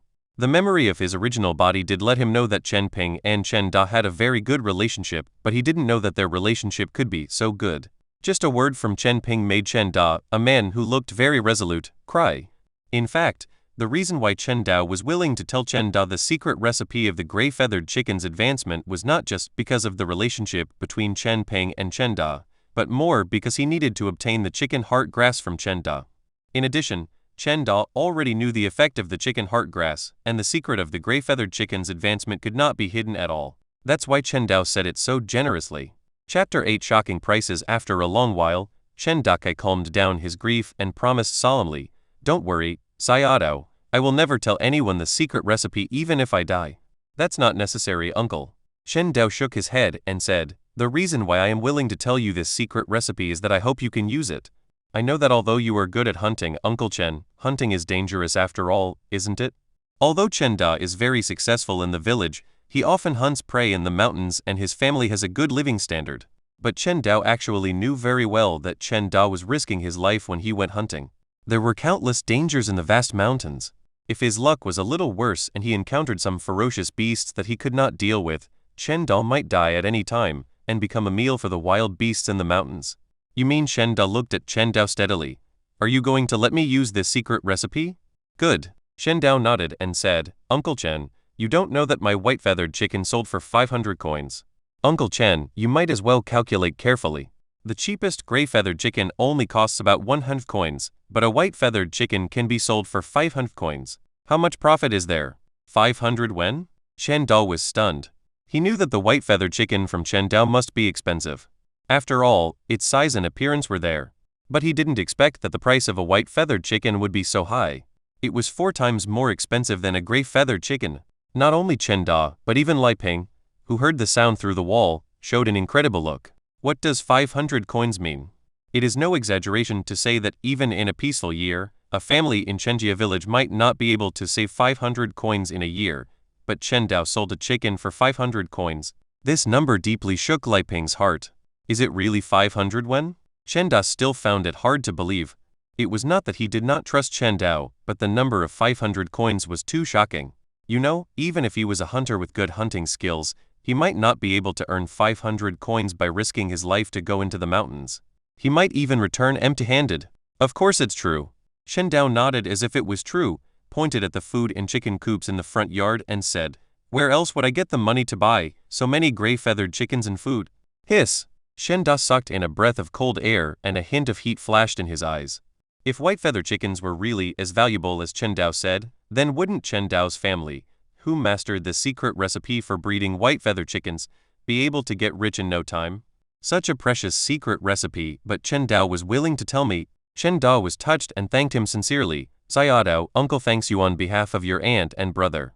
With the secret method of raising white-feathered chickens given by Chen Dao, Chen Dabian no longer needed to risk going into the mountains to hunt, nor did he have to worry all the time about what would happen to his wife and children if he died in the mountains. "This is what I should do." Chen Dao said, "Uncle, you have always taken care of my family, so I should naturally give something in return. He is a good child who knows how to repay kindness." Chen Da looked at Chen Dao with satisfaction and reminded him, "Xiao Dao, don't tell the secret method to anyone else, not even the villagers." "Uncle Chen, don't worry. I know the seriousness of the situation." Shen Dao nodded seriously. Although the relationships among families in Chenjia village were relatively harmonious because most of the people had the same surname, money could move people's hearts. Once the secret method of breeding white-feathered chickens was leaked, no one could guarantee that other people in the village would not do anything against them. After all, human hearts are unpredictable, and in the face of huge interests, Chen Dao cannot guarantee whether others can withstand the temptation. "Then I'll feel relieved." General Chen returned to the original question. "Sayadao, if you need chicken heart grass, I have some at home. I will send it all to you later." "All for me?" Shen Dao asked in surprise. "Uncle, aren't you going to raise chickens?" "Of course you have to raise chickens."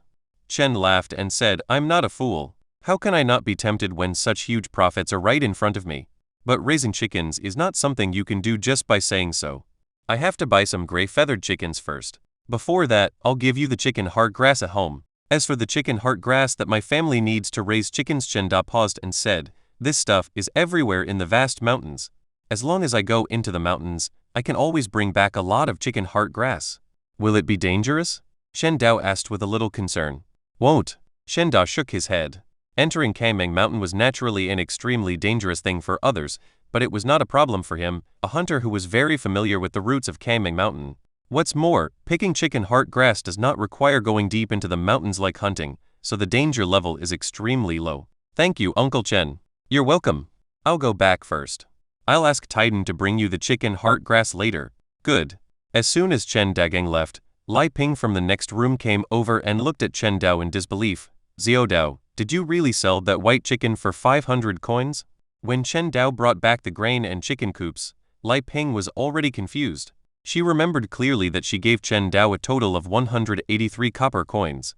Based on her understanding of grain prices, 183 copper coins could not buy so much grain. Therefore, Lai Ping wondered if the price of grain in the county had dropped. It was not until she listened to the conversation between Chen Dao and Chen Da that Lai Ping suddenly realized. It's not that the price of grain in the county has dropped, but that the white-feathered chicken raised by Chen Dao was sold at a high price. Real? Chen Dao nodded and said, Mom, cook more next time. You don't have to save food like before. In the past, when Lai Ping cooked, in order to reduce food consumption, she often made very small amounts of food, which was only enough to barely feed a family of 3. As for eating their fill, that was impossible. Nowadays there is no need to be so frugal. With the secret recipe for raising white-feather chickens, there is no need to tighten one's belt at home. Mother knows.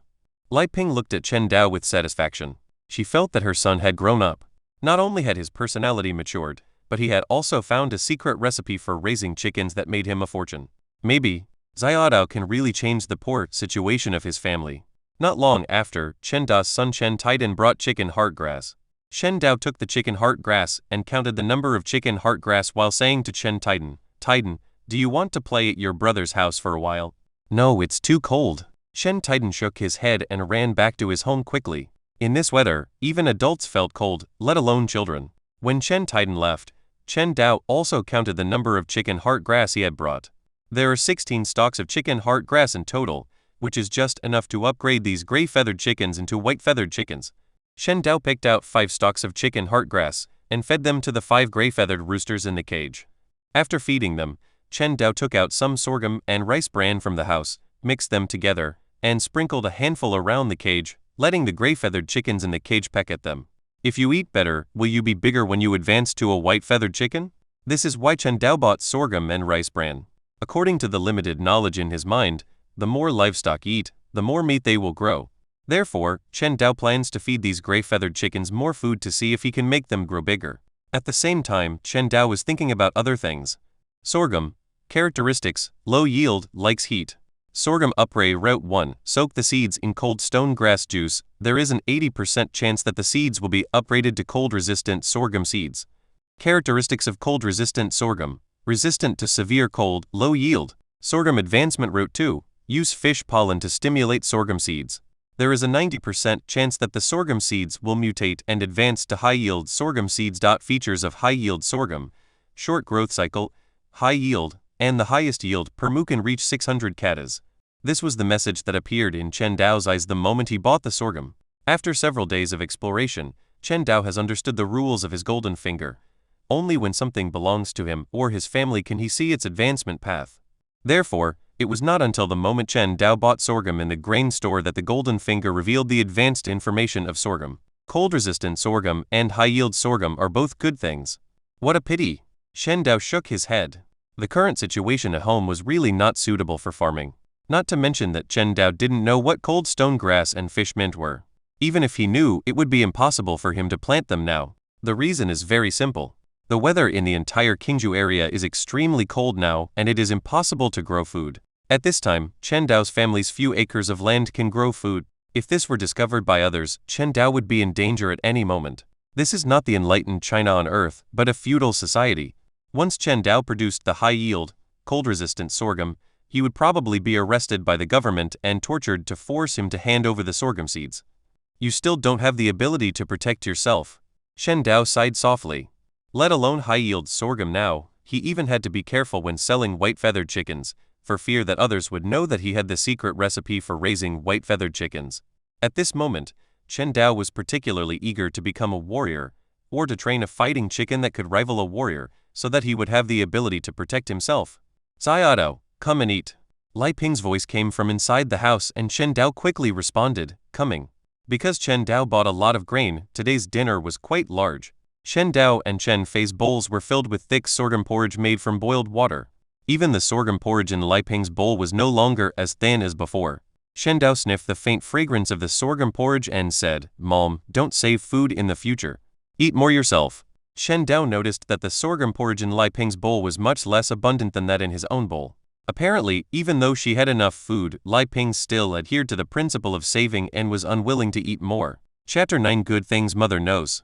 Lai Ping agreed, but no one knew what she was thinking.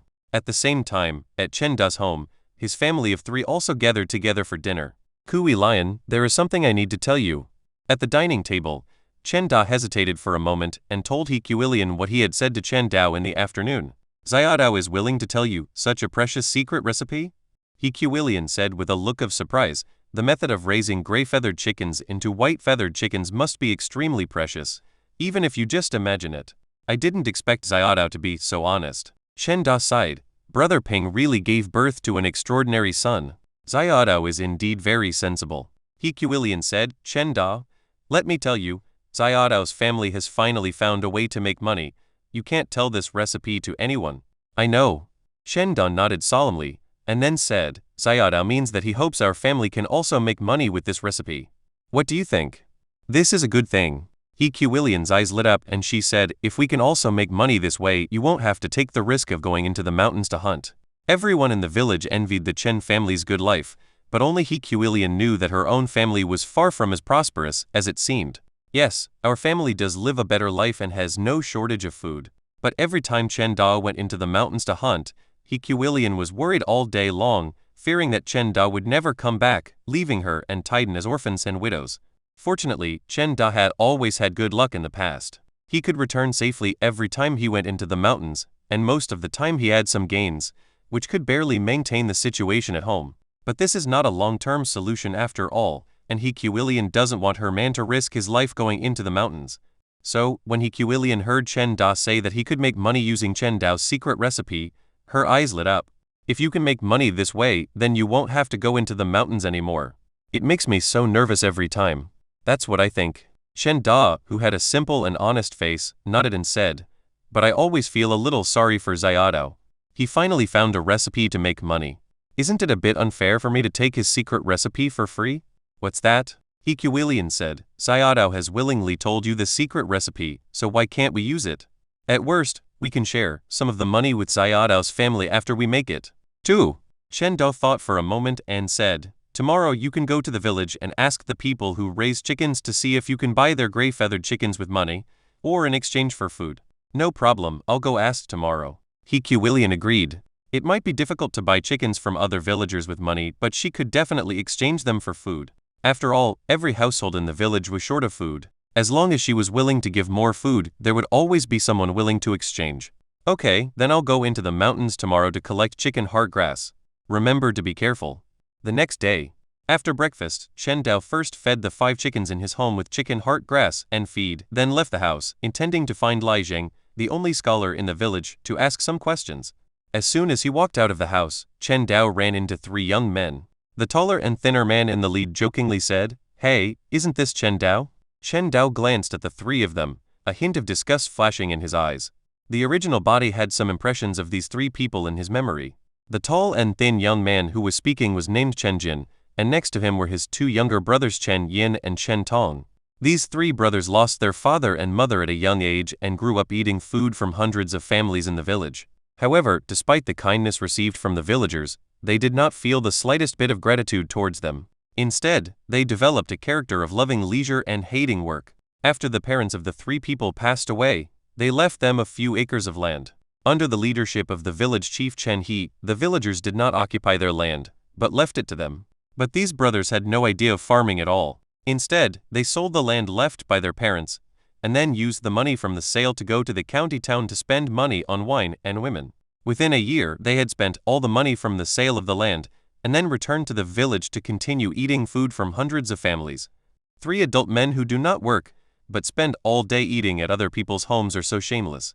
In the past, when life was better, the villagers did not mind the 3 men's free meals out of old friendship, but now, as the living standards have plummeted, The villagers are becoming more and more disgusted with these three men, which has led to the three Chen Jin brothers having an increasingly difficult life, and it is becoming increasingly difficult for them to get free meals. Shen Dao. Shen Jin seemed to be completely oblivious to the disgust on Chen Dao's face. He put his hand on Chen Dao's shoulder and said, "I heard that your family bought 5 chickens? Shouldn't you give one to the 3 of us brothers?" When Chen Dao returned to the village yesterday, many people noticed the chicken coop he was carrying and the large amount of food he had purchased, but they were busy distributing the food at the time and did not pay much attention to it. But after the food was distributed, the idle villagers immediately reacted. "That's not right. Shen Dao's family is obviously much worse off than ours, so how could they have the money to buy so many chickens and food?" The villagers who noticed something was wrong immediately started talking about it. Within half a day, the news that Chen Dao's family bought 5 chickens spread throughout the village. Most villagers simply expressed envy about this matter and treated it as a topic of conversation during their leisure time after dinner. But for Chen Jin and the other 2, this was a big deal. Shen Dao's family is living a good life now, so how could they not provide some financial support to us 3 brothers? You know, when Shen Dao's father Chen Ping was still alive, he provided us with food. Therefore, Chen Jin and the other 2 came to Chen Dao's house early in the morning, intending to ask for some money. Shen Dao pushed away Chen Jin's hand on his shoulder and said with a look of disdain, "Why should I share with you?" If a normal person heard what Chen Dao said, he would have covered his face and left. Shen Jin didn't take it seriously. Instead, he criticized Chen Dao. "Chen Dao, what are you talking about? You have 5 chickens at home, so what's wrong with giving one to the 3 of us brothers?" "That's right. Doesn't the village chief always say that? People in Chenjia village should help each other." "That's right. Shen Dao, your family is living a good life now, so why can't you help us 3 brothers?" Shen Yin and Chen Tong echoed Chen Jin's words. In their opinion, it was only natural for the villagers to help them. However, Chen Dao didn't want to pay any attention to the 3 brothers. He just walked around them and walked forward. "Wait." Shen Jin stretched out his hand to block Chen Dao's way and said in a threatening tone, "Chen Dao, if you don't give us brothers a chicken, don't blame us 3 brothers for not giving you face." Shen Dao stopped, anger boiling in his heart, but his face was calm as water. "I want to go to Uncle Chen's house. Get out of the way." When Shen Jin heard the word Uncle Chen, a trace of fear flashed across his face. He naturally knew who Chen Dao was talking about. It was Chen Da, the man with the highest martial arts ability in Chenjia village. In fact, it was because of Chen Da's existence that Chen Jin did not dare to bully Chen Dao wantonly.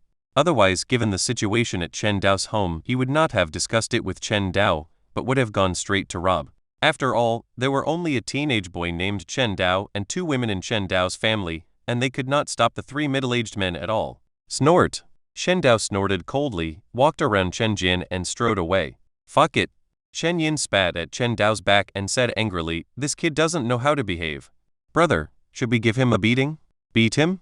Shen Jin looked at Chen Yin as if he was an idiot. "It's easy to beat him up, but who will deal with Chen Da? Although Chen Da looks like an honest man, that is only when he is facing Chen Dao's family." In fact, no one in the village was not afraid of Chen Da, especially Chen Jin and the other 2. They were extremely afraid of Chen Da because Chen Da really dared to beat them. When they were young, the 3 of them were beaten by Chen Da for bullying Chen Dao. "This kid is a piece of shit." Shen Tong couldn't help but curse. "There are 5 chickens at home, but you are not willing to share one with us brothers. It's a pity that this kid didn't die." Shen Jin sighed with regret. They knew about Chen Dao's injury before. They even targeted Chen Dao's family. They planned to eat and drink for free after Chen Dao, the only male in the family, died. They even planned to sell Chen Fei to the county town, but unexpectedly the plan could not keep up with the changes. Somehow Chen Dao had such luck that he managed to survive, making it impossible for their plan to be implemented. "This kid must have a lot of money at home." Shen Yin looked sinister and said, "Brother, should we find a way to get some money from his family?" "Let me think." Shen Jin fell into deep thought. Chen Dao, who was walking on the dirt road in the village, had a gloomy expression. The actions of Chen Jin and the other 2 just now were just short of outright robbery. This undoubtedly made Chen Dao extremely angry, but he had no way to deal with these 3 people. Shen Dao's body is just that of a teenager. He can't even get enough to eat and doesn't have enough strength. He can't compare with Chen Jin and his 2 companions who are strong men in their 20s, not to mention that Chen Jin's group consists of 3 people. "It seems we need to train fighting chickens as soon as possible." Shen Dao walked thoughtfully to a large house and knocked on the door. "Who is it?" A gentle voice came from inside the door, and Chen Dao immediately replied, "I am Chen Dao from Chen Ping's family, and I have something to ask Mr. Lai." "Here it comes." The door opened, revealing Lai Zhang's elegant face behind the door. Lai Zhang was a scholar who fled to Chenjia village 10 years ago. People of that era undoubtedly had great respect for knowledge. After learning of Lai Zhang's identity as a scholar, the village chief Chen He immediately stepped forward and mobilized the entire village to build this house for Lai Zhang, so that Lai Zhang could settle down in the village. Chapter 10 The First Fighting Chicken. The village chief Chen He was a man of foresight. When he first built this house for Lai Zhang, he hoped to build a village school as well for the children in the village to study. Therefore, this house covered a large area. It was not only Lai Zhang's residence, but also part of it belonged to the village school.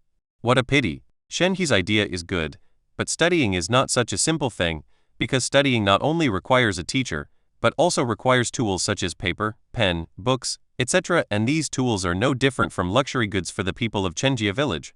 In the past, when the years were good, some villagers would think of sending their children to study here, hoping that their children could recognize some words, but now, with the bad weather, the villagers' harvests have dropped significantly, and no one sends their children to study here with Lai Zhang anymore. The reason was simple. The villagers could not even get enough to eat, so how could they afford to pay tuition to Lai Zhang? How could they afford to buy paper, pens, and other tools? Come in. Lai Zhang led Chen Dao into his study. His study was not big and there were only a few books. After all, Lai Zhang was just a rural teacher, and books these days were extremely expensive. Lai Zhang could not afford to buy too many. Chen Dao even guessed that the books on the shelf in the study were most likely the ones Lai Zhang brought with him when he fled to Chenjia village. Can you read? Seeing that Chen Dao's eyes were fixed on the bookshelf, Lai Zhang asked curiously. I know some. Chen Dao nodded. The characters in this world were very similar to the traditional Chinese characters used in ancient China in his previous life. Chen Dao could barely distinguish them by guessing. Your father taught you that, didn't he? Lai Zhang sighed and said, in my opinion, your father is the most hardworking and far-sighted person in the entire Chenjia village. During the busy farming season, he would work diligently on the farm. During the slack season, he would come to my house and ask me to teach him how to read. Unfortunately, it's a pity that Chen Ping's family background was too humble. Lai Zhang sighed inwardly. If Chen Ping's background was better, if he was born into a noble family, no, even if he was born into a wealthy family in the county, his future would probably not be too bad. However, he was born in Chenjia village. With this kind of background, it's useless no matter how hard you try. Because Chen Ping was born in Chenjia village, no matter how well he studied, he would not be able to achieve anything. At most, he could become an accountant in the county town.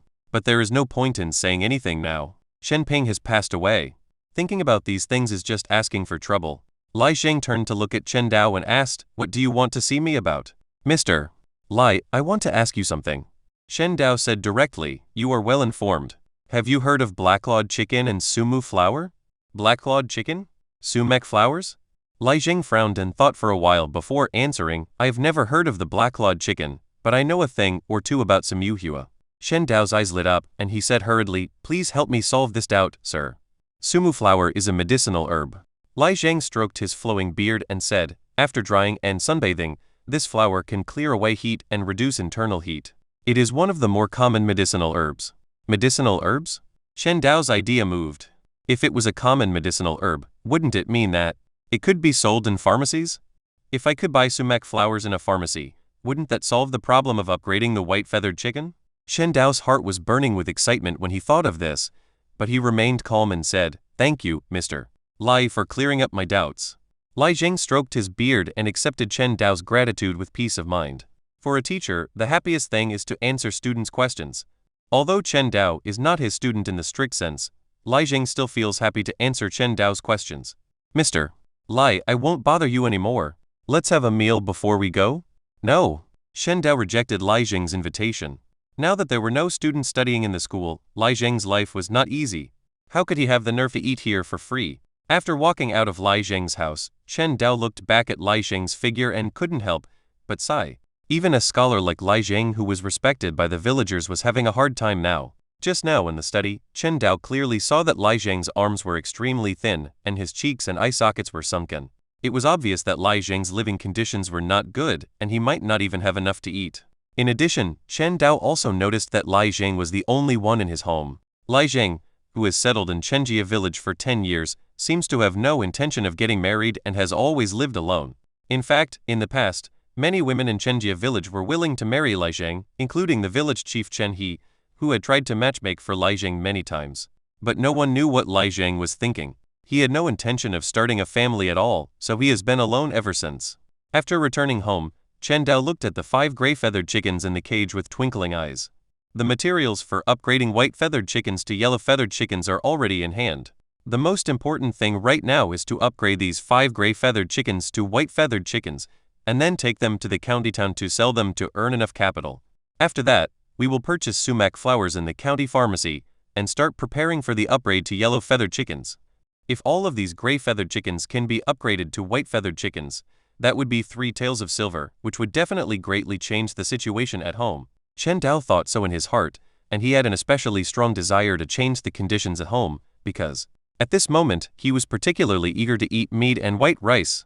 2 days later in the morning, Chen Dao and Lai Ping stood in front of the chicken coop, looking at the 5 chickens in the cage with happy expressions. As expected, these 5 gray-feathered chickens all advanced to white-feathered chickens.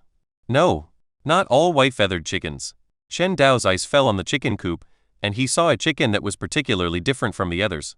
The other chickens have snow-white feathers, and their claws and beaks are yellow, but this chicken has snow-white feathers, and its claws are as black as ink, shining with a metallic luster under the sunlight. Its beak is golden, and its body is a size larger than other white-feathered chickens, making it look particularly magical. Black-footed chicken, born due to an unpredictable mutation during the evolution of gray-feathered chickens into white-feathered chickens, and cannot be advanced. Black-footed chicken features agile movements, strong combat power, comparable to a 9th-grade warrior. It's actually mutated. The words that appeared in his eyes made Chen Dao ecstatic. The word mutation might be unfamiliar to the people of Xia country, but to Chen Dao, an earthling, it was too familiar. Mutation often symbolizes unpredictability, however, the result of this mutation is good. What Chen Dao felt most deeply after traveling to this world was poverty and hunger, followed by the lack of a sense of security. Chapter 11 The Mighty Fighting Chicken. Whether it was the starving refugees he saw on the official road or outside the county town, or the threats from the 3 Chen Jin brothers, they all made Chen Dao feel extremely insecure. You have to know that this world is not the China on Earth in the previous life where the laws were sound and there were cameras everywhere.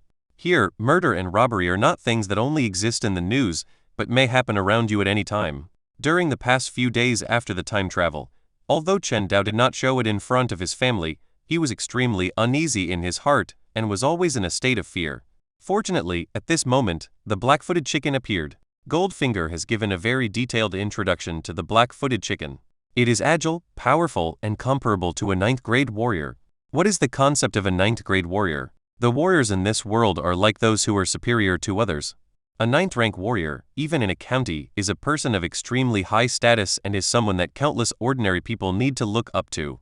But at this moment, I have a fighting chicken that is no less powerful than a 9th-grade warrior.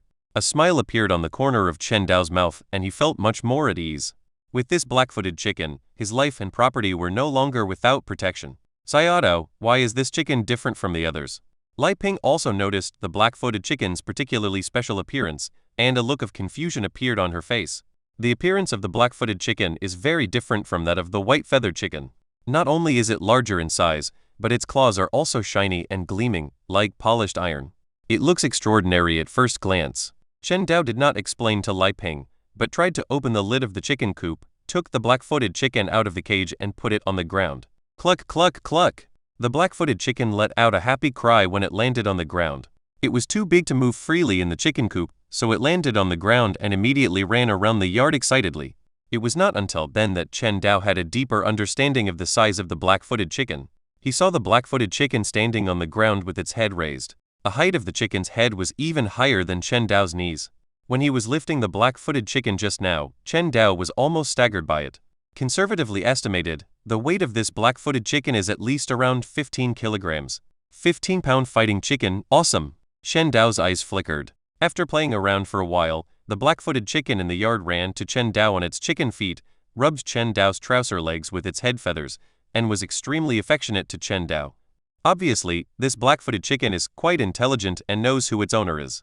How clever! Chen Dao gently stroked the black-footed chicken's smooth feathers and said, "From now on, I'll call you Xiao Hai. You are responsible for protecting our family." Cluck, cluck, cluck! The black-footed chicken made a joyful crowing sound, rubbed against Chen Dao's trouser leg for a while, then ran to Lai Ping and clucked at her. "You're such a smart chicken." Lai Ping bent down and stroked the black-footed chicken's hair like she was stroking a dog.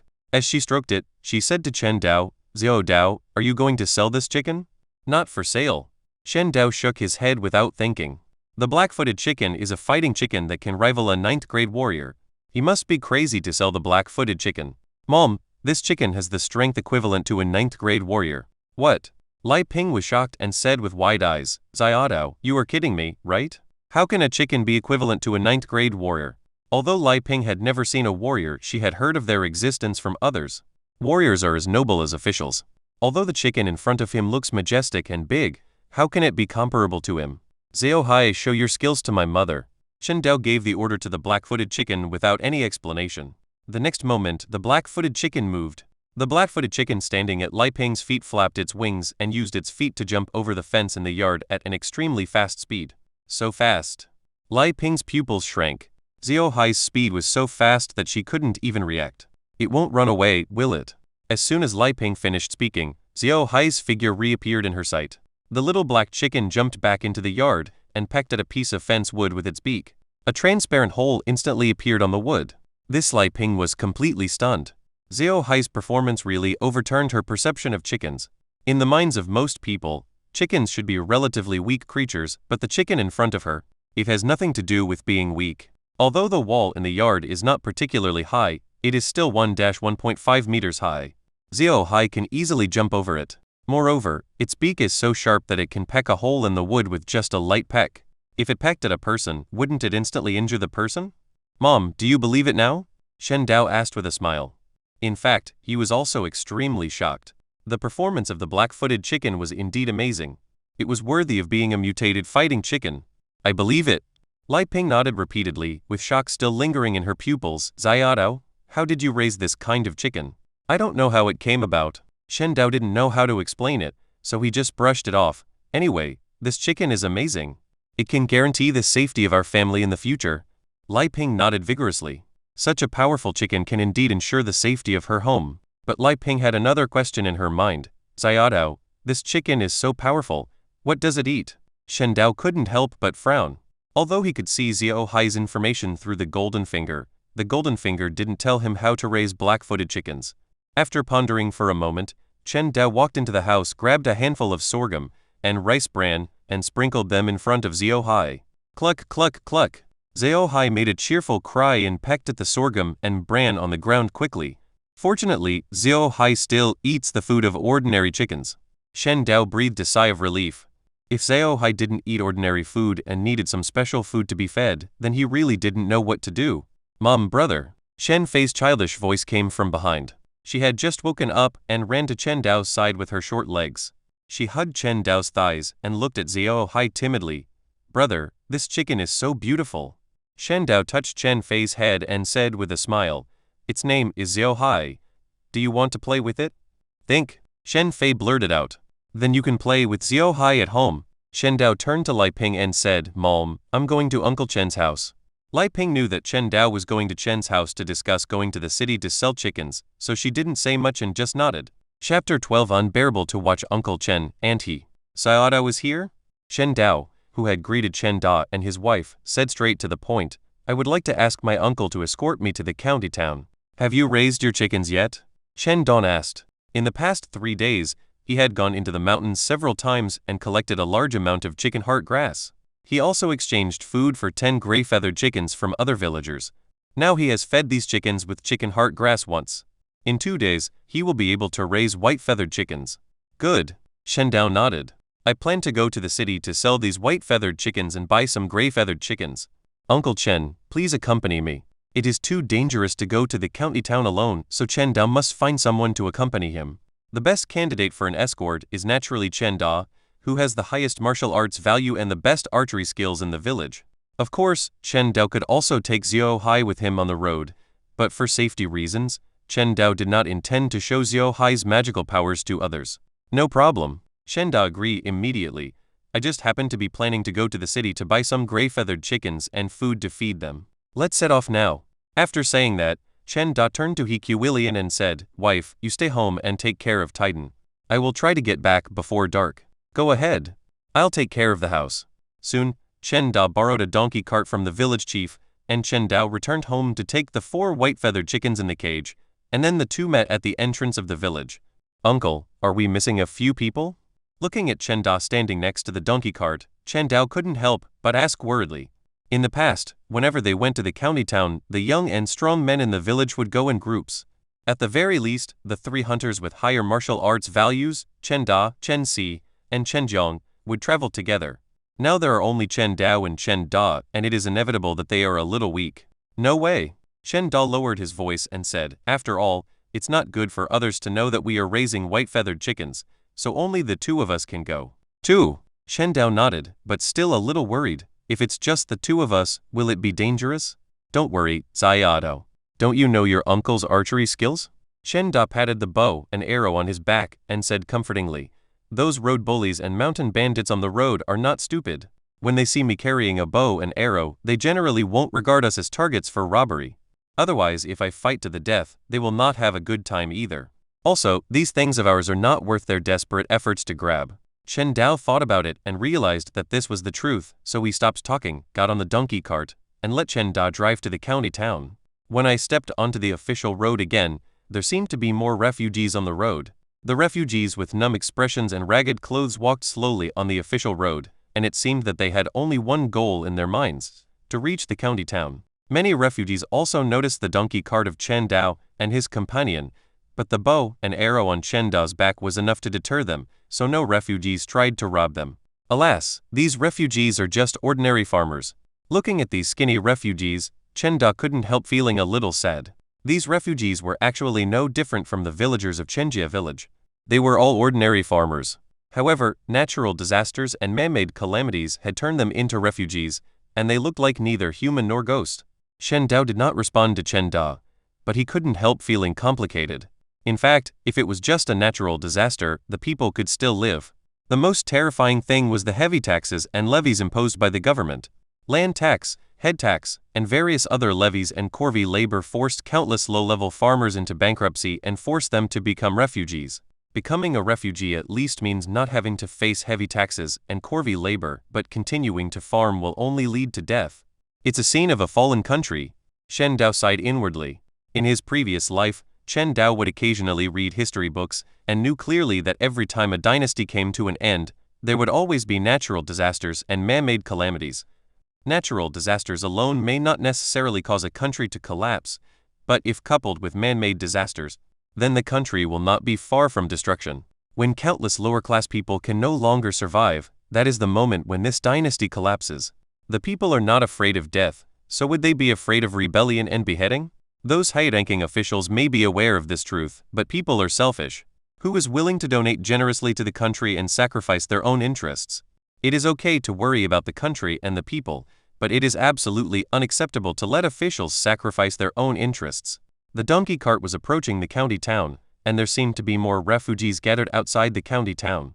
The last time he came to the county town, Chen Dao estimated that there were only a few hundred refugees. But now, outside the county town, looking around, there were probably no less than 1,000 refugees.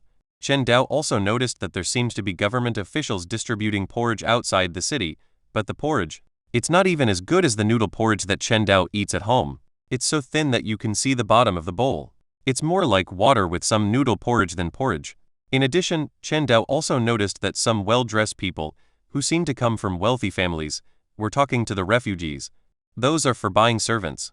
Shen Dao noticed Chen Dao's gaze and explained, whenever there are refugees entering the city, the wealthy families in the city will send servants out of the city to buy maids and servants from the refugees. For a bite to eat, those refugees with families don't mind selling their children. If they sell their children, at least they and their children have a chance to survive. If they don't sell their children, they will starve to death outside the city. This Chen Dao opened his mouth with a complicated expression. In his previous life, he hated human trafficking and human traffickers. He never expected that in this world, he would witness human trafficking with his own eyes, and that it was voluntary on the part of the parents. In addition to the servants of the wealthy families, there are also the madams of brothels and prostitutes. Shen Da pointed at a heavily made-up woman not far from the two men and said they would pick out girls with good qualities and buy them. After training them for a few years, they would let them serve customers and earn money for the brothel. Chen Dao was silent, feeling a little blocked in his heart. He saw with his own eyes a ragged, emaciated woman handing the girl next to her to the brothel's madam in exchange for a small bag of food. The The little girl was reluctant to leave her mother and cried heart-wrenchingly. The woman's eyes were also blurred with tears, but she could only force herself to turn her head away and not look at her daughter. The people in the brothel seemed to be accustomed to this scene and continued to select girls with better looks with expressionless faces. What a fucking world. Shen Dao cursed inwardly, feeling uncomfortable and blocked in his heart. The scene happening outside the city was undoubtedly a trampling on human nature. Shen Dao, who had received education in China, could not bear to look directly at what was happening before his eyes. He even wanted to rush forward to rescue the girls, but reason told Shen Dao that he could not do so, otherwise it would bring disaster to himself and his family. Chapter 13 Shattered Dreams. Let's go, Uncle Chen. Shen Dao forced himself to look away and motioned for Chen Dao to go into the city. Stop. The soldiers guarding the city reached out to stop Chen Dao and his partner from entering the city. After carefully checking the pass that Chen Dao showed them, they did not let them in. Instead, they said, "You need to pay a 10-cent entrance fee to enter the city." What? Chen Dao was completely confused. He had never heard of such a thing as an entrance fee. There are many refugees outside the city now, and we need to pay an entry fee to prevent them from entering the city. The soldier who stopped the two men reiterated it again, his face serious, and not as if he was joking. Shen Dao had no choice but to take out 10 copper coins from the lining of his clothes and give them to the soldiers guarding the city, and only then were the two of them able to enter the city. The gathering of refugees outside the city did not seem to affect the city at all, and the city was still peaceful and prosperous. Shen Dao, who was driving a donkey cart on the wide stone road, said angrily, "Damn it, it costs 10 copper coins to enter the city. The officials and soldiers in the city are crazy about money." After some complaints, Chen Dao looked at Chen Dao and asked, "Xiao Dao, are you going to sell these chickens in the East Market?" Shen Dao thought for a moment and replied, "I have already contacted the buyer. Uncle Chen, please go directly to the Fuhu boxing gym." Okay. Shen Daozuren didn't know where the Fuhu boxing gym was, so he had to ask passers-by as he walked forward. Not long after, the donkey cart stopped in front of a martial arts gym. This place is amazing. Shen Dao stopped the donkey cart, looked around inside. The area where the Fuhu boxing gym is located is obviously different from ordinary county residential areas. The houses here are extremely magnificently built and the environment is quiet, making it much more livable than the noisy area at the city gate. Shen Dao was also looking around. Compared to the hell outside the county town, it would not be an exaggeration to say that this place was a paradise. The pedestrians passing by on the roadside were all well-dressed and had full facial features. They were completely different from the skinny and ragged refugees outside the city. Not to mention the refugees, even Chen Dao and the other two, and the residents of this area, were no different from beggars. The residents here at least wore clean and tidy clothes, but Chen Dao and the other two, Shen Dao was still better, but Chen Dao was wearing patched and ragged clothes covered in dust. It was obvious at a glance that he was not a resident of this place. Even many passers-by who passed by looked at Chen Dao with contempt, as if saying in their hearts, "Where did this beggar come from?" Chen Dao ignored all these looks, walked to the gate of Fuhu Martial Arts School, pointed at the chicken coop placed at Chen Dao's feet, and said to the guard at the gate, "This is the chicken that Miss Lai Ying asked me to buy.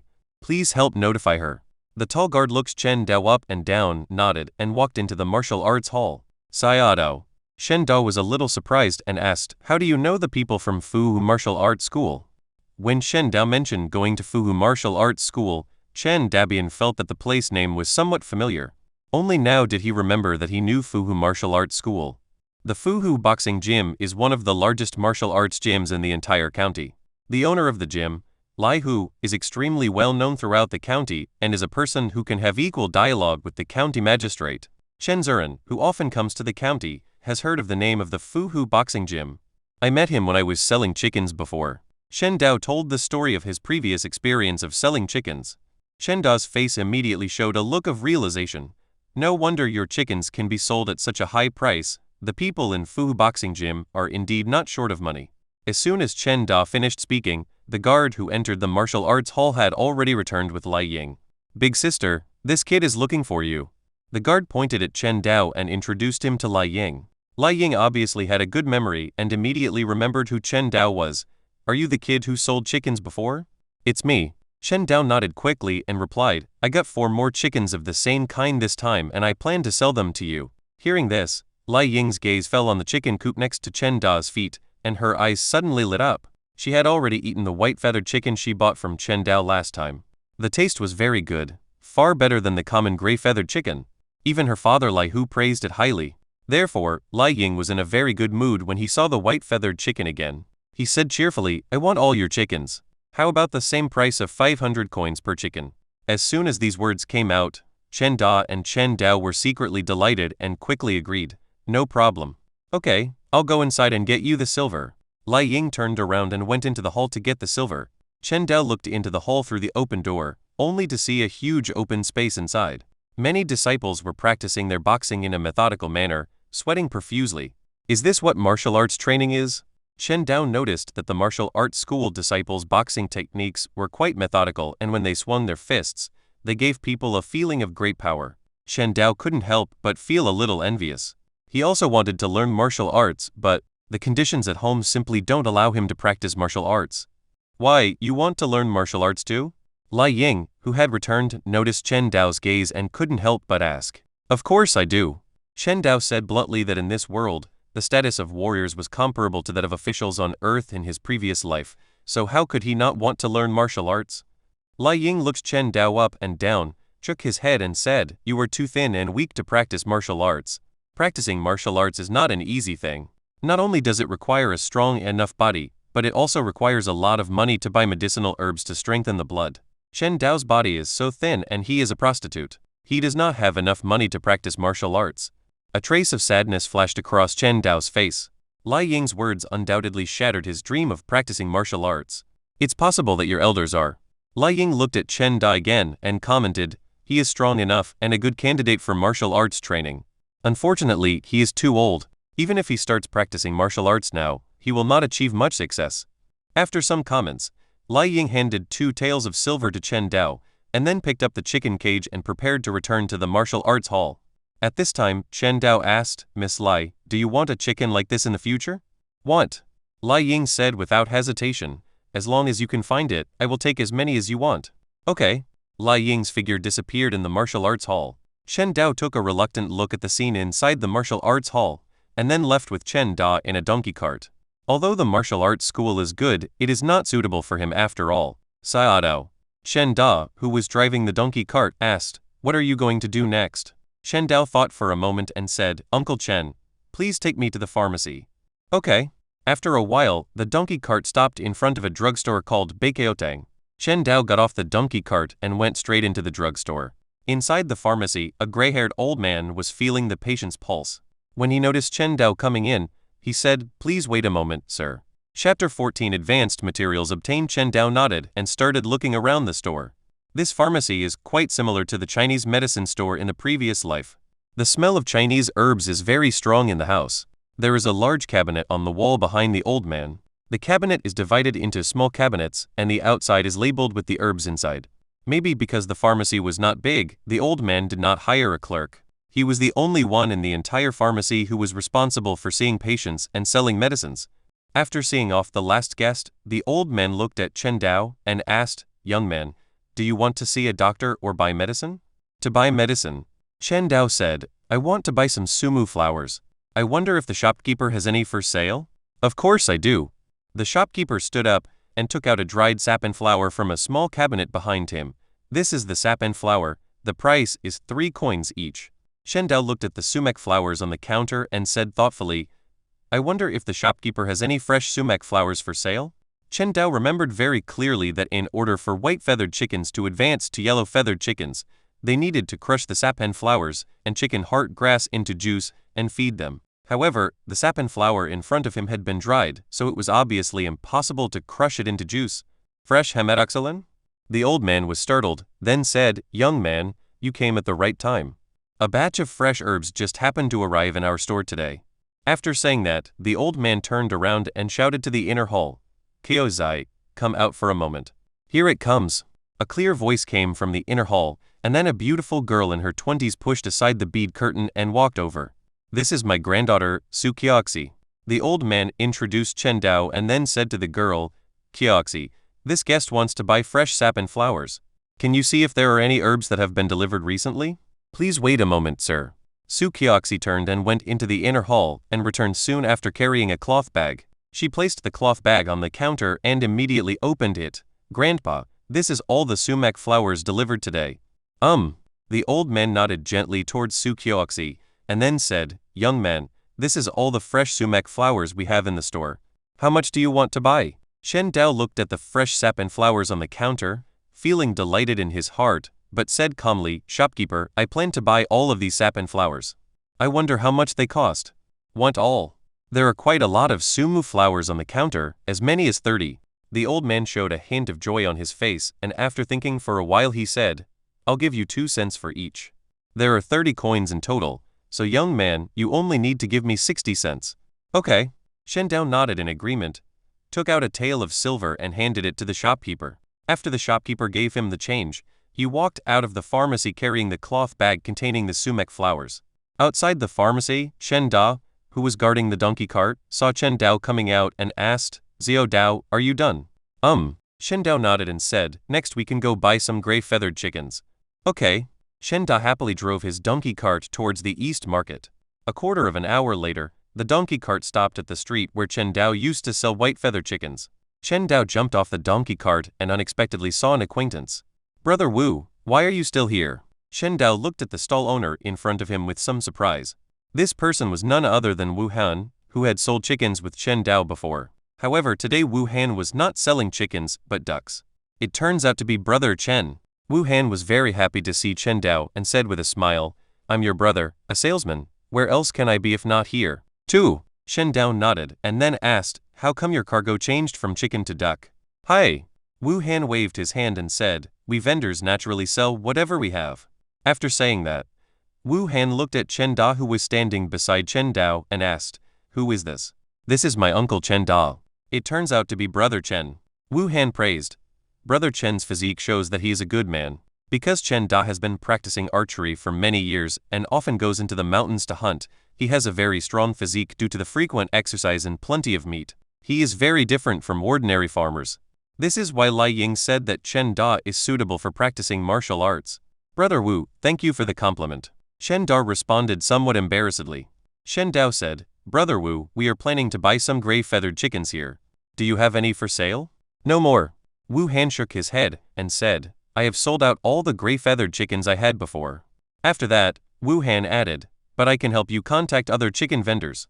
With my reputation, the price should be much cheaper. Shen Dao would naturally not refuse help from an acquaintance and hurriedly said, then I'll trouble Brother Wu. It's just a small matter. Please help me watch the stall. Wu Han stood up and ran to a nearby stall to talk to a chicken vendor, then quickly returned with the vendor. This is Old Man Lai who sells chickens. Wu Han pointed at the stall owner and introduced him to Chen Dao and the others. He has 20 gray-feathered chickens, half of which are male and half are female. I have already negotiated with him. No matter how many you want, the price is 100 wen for hens and 90 wen for roosters. Chen Dao looked at Old Man Lai. He had a dark face and a thin body. He didn't look like a peddler but more like a farmer. In fact, most of the men Chen Dao met in this world looked like Old Man Lai. Being hungry and skinny was the normal appearance of the lower class in this world. Being strong like Chen Dao was not normal. As for being obese, obesity is not a trouble but a happiness for people in this world. People at the bottom of society can't even get enough food, let alone obesity. Obese people can only be seen in wealthy families. Don't worry, little brother Chen. Wu Han continued, Old Man Lai is also an honest man. The chickens he sells are definitely not infected. Shen Dao nodded slightly, thought for a moment and said to Old Man Lai, I plan to buy all your chickens. Can you give me a discount? Old Man Lai's eyes lit up instantly and he couldn't help but ask, you want all of them? Even Wu Han who was standing by couldn't help but be shocked. 20 chickens cost about 2 taels of silver. Brother Chen Dao, whom I only met once, is actually so rich? All of them. Shen Dao nodded solemnly. Seeing this, Old Man Lai's eyes lit up even more, and he couldn't wait to say, if you want all of them, I can charge you 90 cents each, regardless of gender. Regardless of gender, a hen would cost 90 wen each, which saved 100 wen. Shen Dao immediately nodded and agreed, okay. So the two began to trade. Shen Dao handed over 1 tael of silver and 800 copper coins to Old Man Lai, and then put all of Old Man Lai's 4 chicken cages on the donkey cart. Chapter 15 Edible Little Black. After the transaction was completed, Old Man Lai left. Wu Han couldn't help but said enviously, Brother Chen, you are so rich. You bought so many chickens at one time. Wu Han was really envious. Although there were always chickens and ducks that could not be sold out at his stall, in fact, these chickens and ducks were purchased from other people. He only made some profit from the difference after selling them. And Chen Dao immediately took out 2 taels of silver to buy a chicken. His generosity was beyond Wu Han's expectations. Brother, do I look like a wealthy person? Chen Dao asked back. Wu Han looked at Chen Dao carefully and suddenly stops talking. No matter how you look at it, Chen Dao doesn't look like a wealthy man. It's because Chen Dao's body is too thin, and the clothes he wears are patched linen. He looks like a child from a poor family and has nothing to do with being rich. Alas, everyone is having a hard time. Wu Han sighed, looking sad. Nowadays, food prices have skyrocketed, and even he, a county town resident, has felt the hardship of life. Wu Han sometimes can't help but wonder if one day he will become like the refugees outside the city. After all, taxes are heavier nowadays, and even many people in county towns can no longer get enough food. Brother Wu, we're leaving now. See you again if we're lucky. Shen Dao said goodbye to Wu Han and drove out of the county with Chen Dao. After leaving the county town, Chen Dao, who had remained silent, finally couldn't help but ask, Xiao Dao, why did you buy so many hens? Shen Dao and Chen Da had already discussed the purchase of 20 gray-feathered chickens, but what Chen Da didn't understand was, why did Chen Dao buy hens? Hens are more expensive than roosters. If I buy all roosters, I might be able to bargain with Old Man Lai and get the price down to around 80 cents per rooster. Facing Chen Da's doubts, Chen Dao asked back, Uncle Chen, didn't you notice just now that there are fewer stalls selling goods in the East Market? Hearing this, Chen Da couldn't help but frown and recall, and found that it was indeed as Chen Dao said. The East Market of the county town was very different from the East Market he remembered before. The East Market in the past was extremely lively, with every street crowded with stall owners selling goods and customers buying goods. However, today's East Market seems particularly depressed. Not only are there only a few stalls, but even the number of customers buying goods is very small. The higher the food prices are, the less goods there will be, Shen Dao explained, especially livestock such as chickens, ducks and geese. It is very likely that we won't even be able to buy them in the future. Raising livestock also requires food. As food prices rise, people are unable to eat enough, and the number of people able to raise chickens will decrease or even drop to zero. The reason why Chen Dao bought hens was because of this consideration. He hoped to breed more chickens at home instead of going to the city to buy them every time. Not to mention whether he could buy them, even if he could, with the soaring food prices, the price of live chickens would only get higher and higher. I see. Chen Dao couldn't help but nod in agreement. Just as Chen Dao said, as food prices rise, fewer and fewer people will raise chickens, and there will be fewer live chickens for sale on the market, to the point where it will be hard to find a chicken. For the long term, you should definitely consider breeding more chickens at home. Thinking of this, Chen Dao couldn't help but look at Chen Dao and sighed in his heart. Ever since that injury, Chen Dao seemed to have become a lot smarter. Not only did he find a way to raise white-feathered chickens, he also considered such long-term issues. I'm sure Brother Ping's spirit in heaven would feel very relieved, right? Return to Chenjia village. Shen Dao jumped off the donkey cart first, unloaded the 4 chicken cages from the cart, handed 1 cage to Chen Da and said, Uncle Chen, these are the 5 chickens we agreed on. Before buying the chickens, the 2 men had agreed that Chen Da needed a total of 5 chickens, and Chen Dao would buy as many as he could with the money he had. At this time, a total of 20 chickens were purchased, and the 5 that were agreed upon would naturally be given to Chen Da. General Chen took the chicken cage, fished out 450 copper coins from his arms, and handed them to Chen Dao. Xiao Dao, this is the money to buy the chicken. After Chen Dao took the money, the 2 parted ways. Shen Dao went to the village chief's house to return the donkey cart, while Chen Dao went straight home. When he returned home, Shen Dao saw his mother Lai Ping squatting in the front yard with a sad look on her face. Next to Lai Ping was the petite Chen Fei, who also squatted beside her, imitating Lai Ping's expression, trying her best to make her look as sad as Lai Ping, which was very funny. Mother. Shen Dao walked into the yard and asked curiously, why do you look like this? Is Xiao back? Lai Ping breathed a sigh of relief when she saw Chen Dao. She pointed at Xiao Hai in front of her and complained, Xiao Hai is such a glutton. He ate 2 kilograms of food during the day. Ah? Shen Dao couldn't help but look at Xiao Hai only to see that Xiao Hai was pecking at the bran and sorghum scattered on the ground, making a cheerful clucking sound from his mouth. 2 kilograms of food a day? Can you eat so much? Shen Dao couldn't help but be surprised. You know, a strong laborer consumes less than 2 kilograms of food a day. Xiao Hai eats 2 kilograms of food a day, which means Xiao Hai consumes more food in a day than an adult laborer? Isn't it? Lai Ping said with a look of disdain. After you fed it food in the morning, it kept clucking around me. At first I didn't understand what it meant, but later I realized it was hungry, so I had to give it food. As a result, it couldn't stop eating from morning to afternoon, and now it has eaten 2 kilograms of food in total. It's no wonder that Li Ping despised him. It was because Xiao Hai's food consumption was too high. Even Li Ping's food consumption was far less than 2 kilograms a day, but Xiao Hai, a chicken, consumed 2 kilograms of food a day. In other words, Xiao Hai is a chicken comparable to a 9th grade warrior. Otherwise Li Ping would have slaughtered it for its meat. After all, the family really cannot afford such a large food consumption. It seems that fighting chickens are not so easy to raise. They eat more than me. Shen Dao muttered in his heart and comforted Li Ping. It's just 2 kilograms of food, don't worry about it. As he spoke, Shen Dao placed the chicken cage in front of Li Ping and said, "Mom, look what I brought back. Lots of chickens."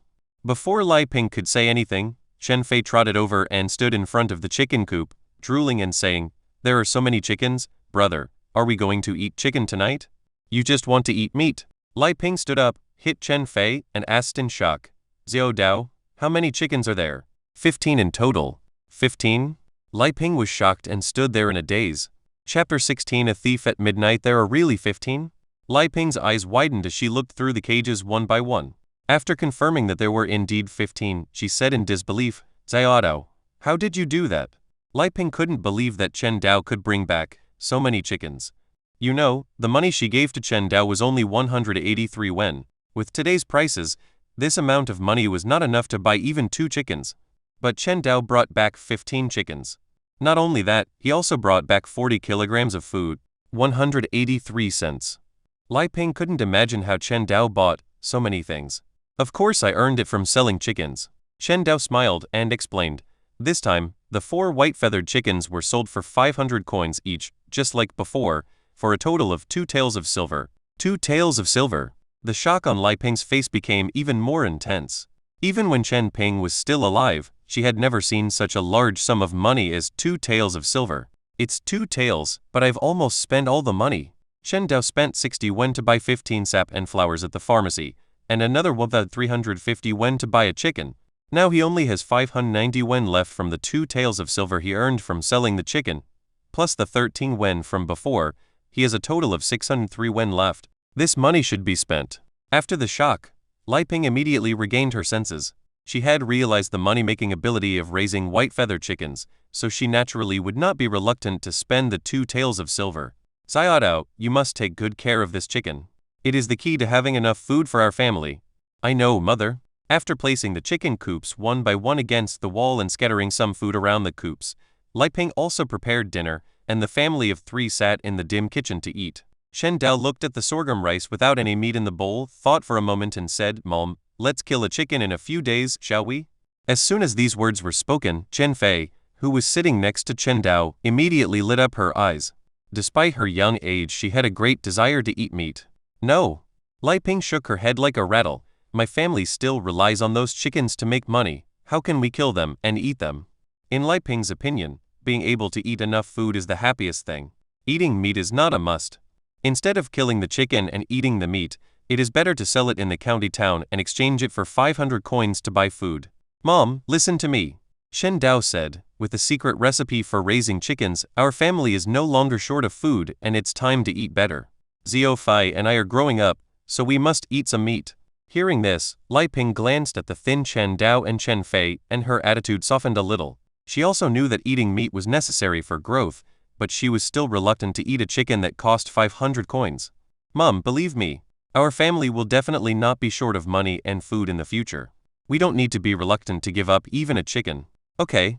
Let's do as you say." After dinner, night fell and the entire Chenjia village fell into darkness. In the Xia kingdom with low productivity, lighting items such as candles were still relatively expensive for the people. Therefore, at night, every household would be plunged into darkness. Those who had wives would have sex with them at home, while those who didn't could only lie in bed and sleep. Shen Dao naturally had no wife, so he could only lie on the bed and think about what would happen next. Each of the 15 chickens has been fed a plant of chicken heart grass. If nothing goes wrong, 15 white-feathered chickens will be obtained in 3 days. Based on the price of 500 coins per chicken, that is 7.5 taels of silver. With this money, the family's poverty will be greatly improved, and eating white rice with meat will no longer be a luxury. Of course, Chen Dao does not plan to sell all the white-feathered chickens. He plans to keep about half of them at home to continue breeding. In addition, he plans to try to cultivate yellow-feathered chickens. White feathered chickens can be sold for 500 taels. Will yellow-feathered chickens be more expensive? Thinking of this, Chen Dao couldn't help but become worried again. Raising chickens requires enough space. Although the number of chickens is still small now, they can be raised in cages. But as the number of chickens increases, the space in the small yard at home will inevitably not be enough. We have to find a way to expand the yard, or build a new house. Chen Dao looked at the leaky walls on all sides. The house was too old and outdated, and the cold-proof effect was almost zero. Even with the quilt covering him, Chen Dao felt cold.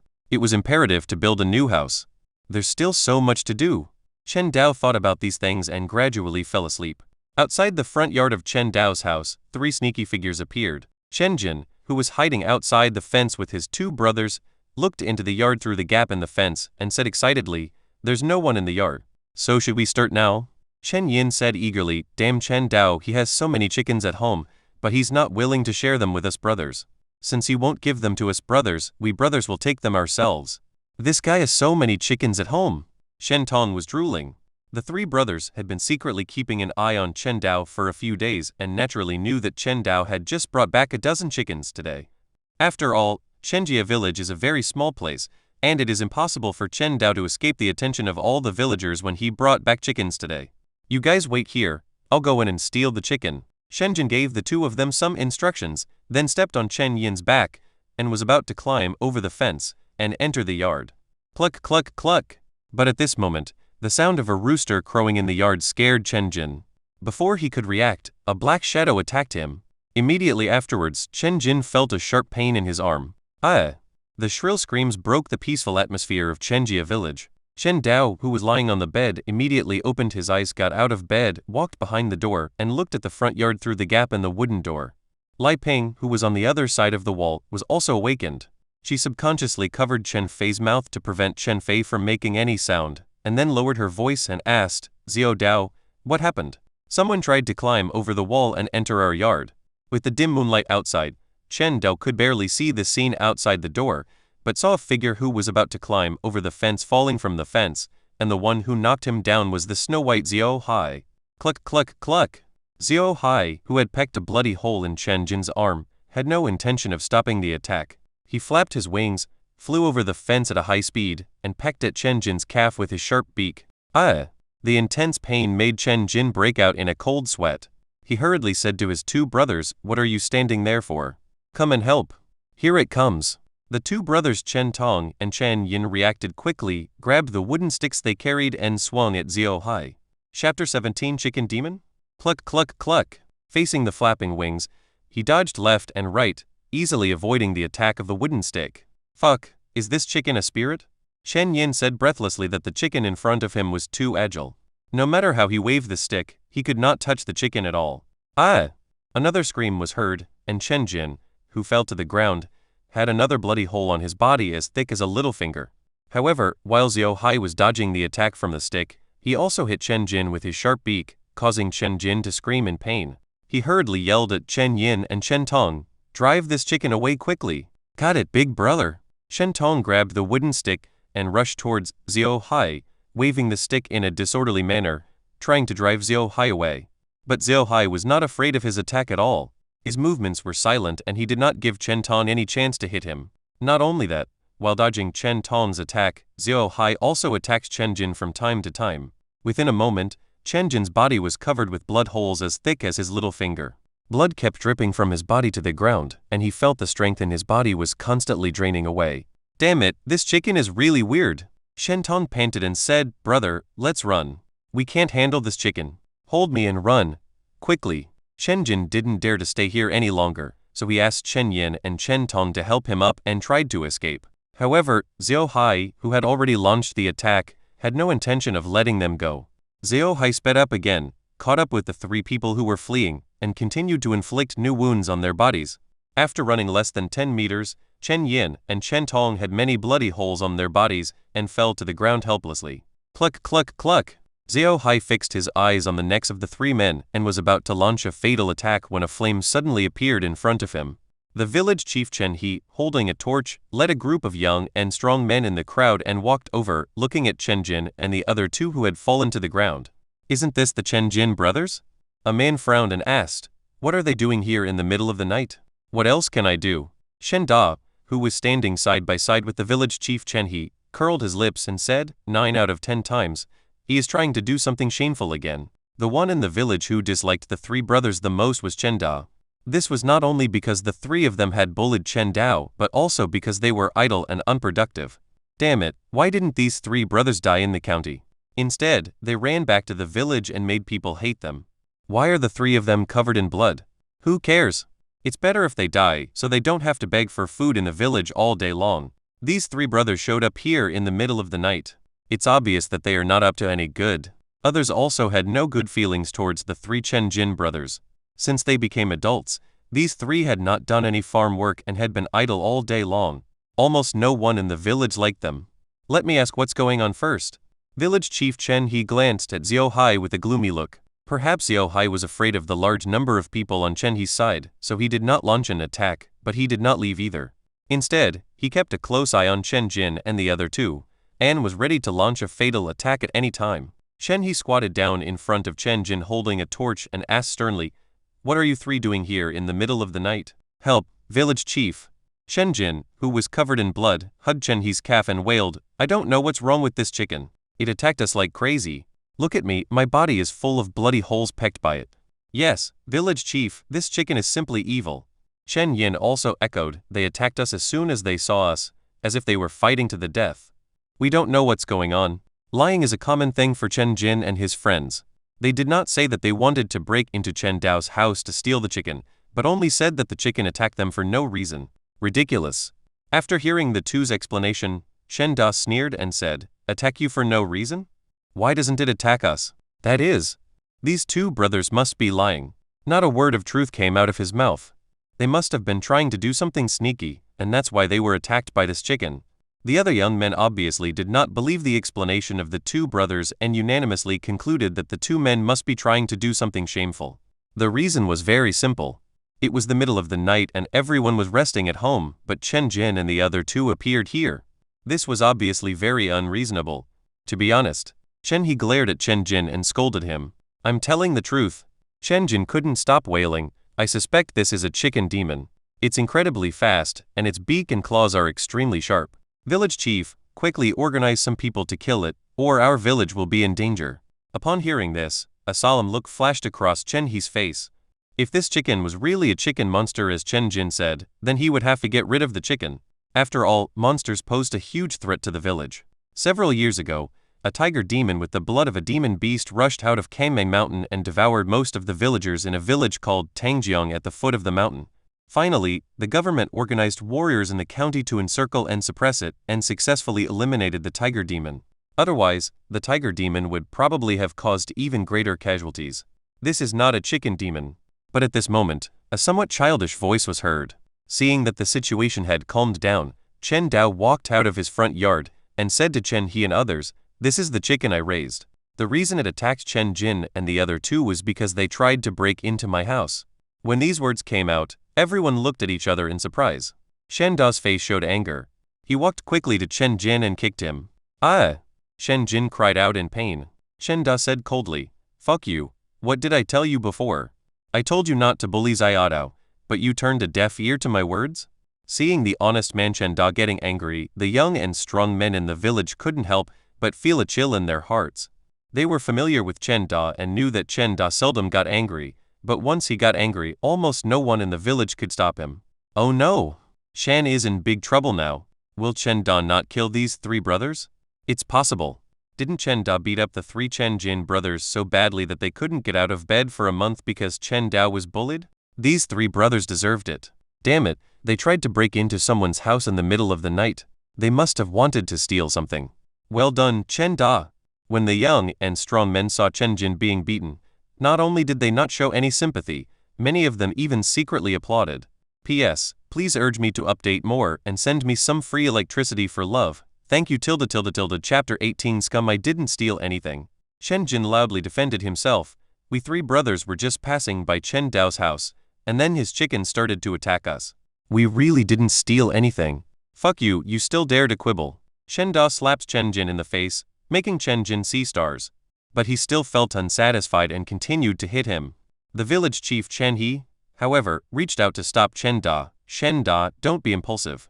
After stopping Chen Da, Chen He looked at Chen Dao and said, Xiao Dao, are you sure they wanted to break into your house? Chen Dao nodded without hesitation. I saw it with my own eyes. Okay. Shen He nodded and said to the young men behind him, bring the 3 Chen Jin brothers to my house. Not long after, the crowd brought Chen Jin and the other 2 to the living room of the village chief's house. The village chief looked at Chen Jin and the other 2 who were surrounded by the crowd and said, tell me, why did you break into Chen Dao's house? We didn't break into his house. Chen Jin said with a stiff face. We are just passing by. You still don't admit it? Chen Da who glared at Chen Jin, who shrank his neck and dared not speak any more, but was also unwilling to admit that they wanted to break into Chen Dao's house and steal things. These 3 brothers are like dead pigs that are not afraid of boiling water. They will definitely not admit it. You ran to Chen Dao's house in the middle of the night. What else could you do except to steal something? Damn these 3 scums from the village. The young and strong men in the village ultimately stood on Chen Dao's side. After all, the 3 Chen Jin brothers were notorious in the village, so everyone naturally preferred to believe Chen Dao. It's okay if you don't admit it. Chen He was too lazy to say more, and directly said to the villagers next to him, second brother, take these 3 people away, beat each of them with 10 boards, and then send them directly back home. Shenjia village is called a village, but in fact it is a clan gathered together by members of the Chen family. As the village chief, Chen He still has the power to enforce family rules when the government has no control over this place. The villagers also recognize Chen He's power. After all, what Chen He did in the village was relatively fair, and the villagers were very convinced of him. I see. The villager whom Chen He called the second brother nodded, and led a few young men to drag Chen Jin and the other 2 out. Soon, screams of Chen Jin and the other 2 were heard outside the living room. Chen He seemed to be accustomed to such screams. His expression did not change at all. He just said to Chen Dao, Xiao Dao, are you satisfied with the result of my handling? Are you satisfied? Shen Dao was naturally dissatisfied. Shen Dao was extremely dissatisfied with these 3 people who broke into his home. He wished he could kill all 3 of them. However, Chen Dao also knew that this was the best that the village chief Chen He could do. After all, Chen He was only the village chief and not an official, so he could not execute these 3 people. If you ask me, it would be better to just beat these 3 brothers to death.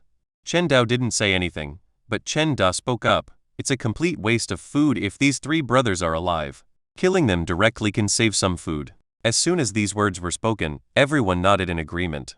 The villagers had long disliked Chen Jin and his 2 companions. These 3 brothers shamelessly went to other people's houses for free meals every day. They were truly shameless. Shen He smiled bitterly. He didn't like Chen Jin and the other 2, but he was just a village chief after all. He could use his position as village chief to deal with some villagers who didn't follow the rules, but executing others, he absolutely wouldn't dare to do that. After all, death is not a trivial matter and the government will hold him accountable. Chen Jin and the other 2 were badly injured and beaten. They will be unable to get out of bed for at least 1 or 2 months.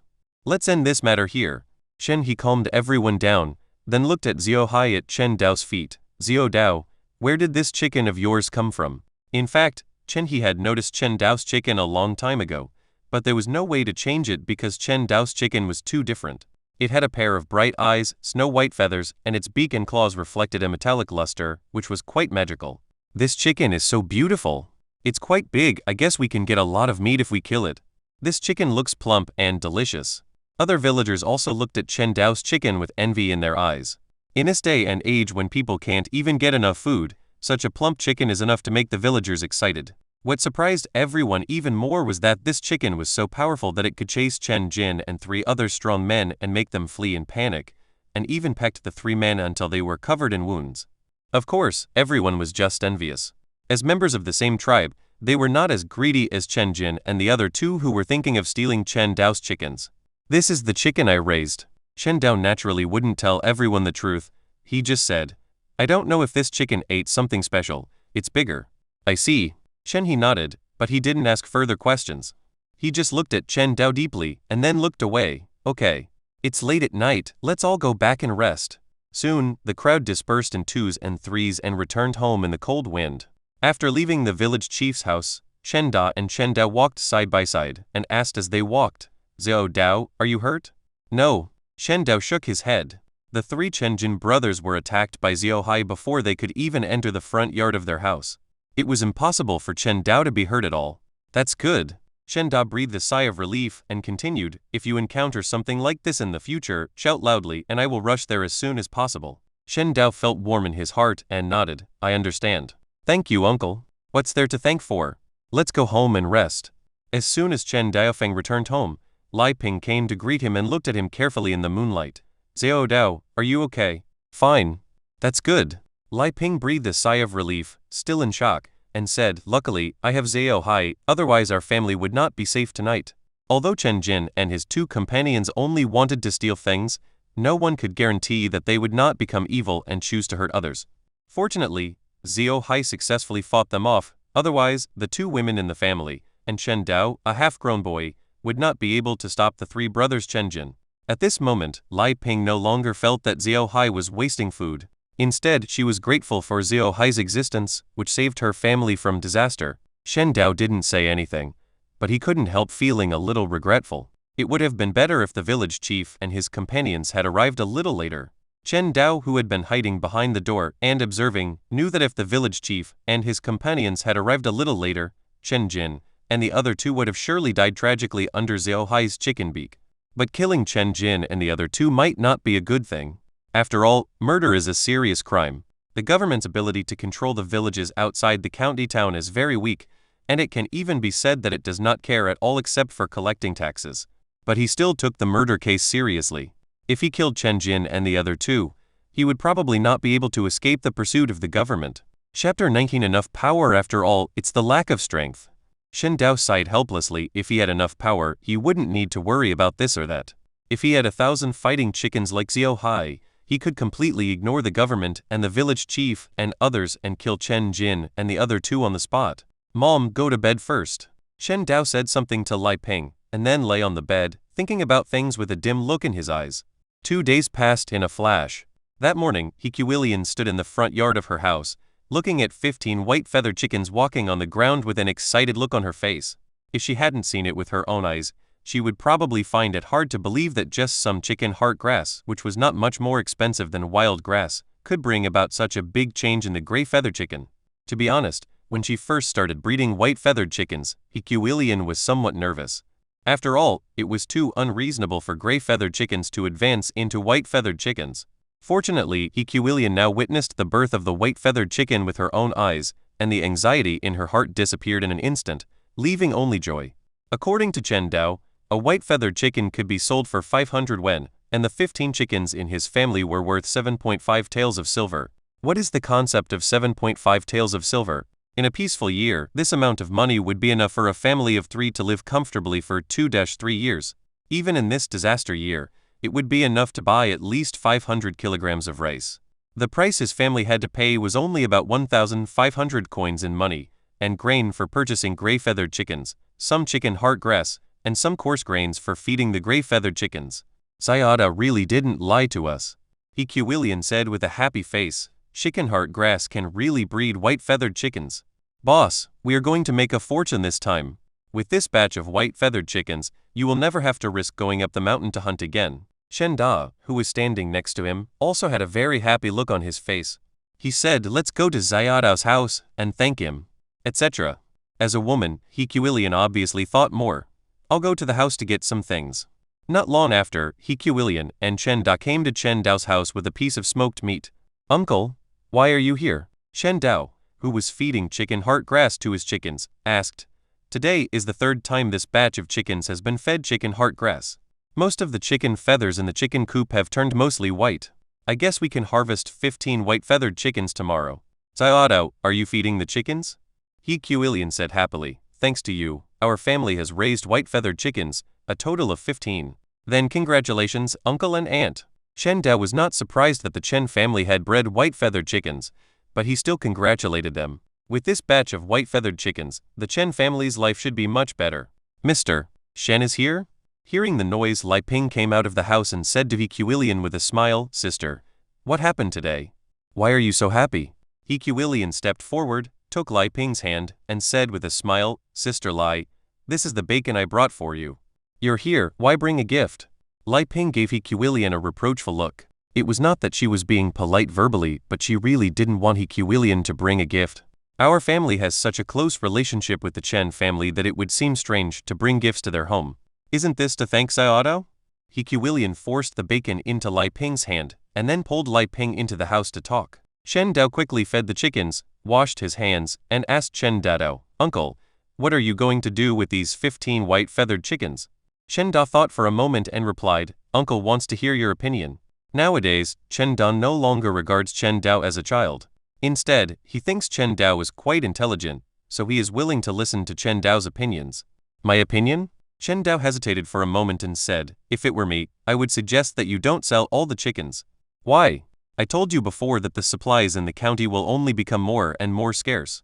We should prepare early, and continue to breed more chickens at home instead of going to the county to buy gray-feathered chickens every time. You mean we should buy more food? That's right.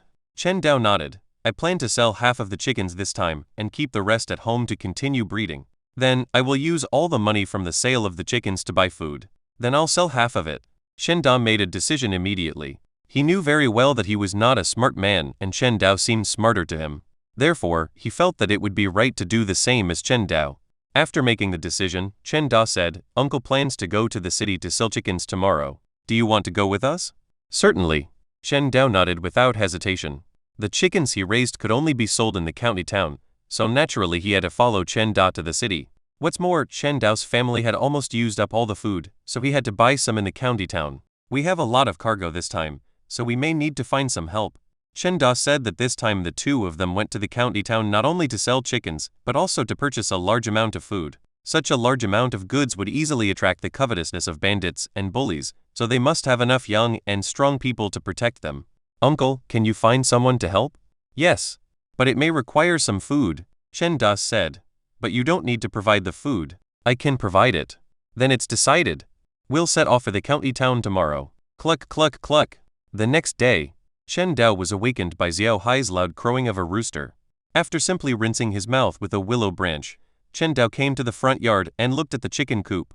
White feathered chicken, characteristics, short growth period, high meat production.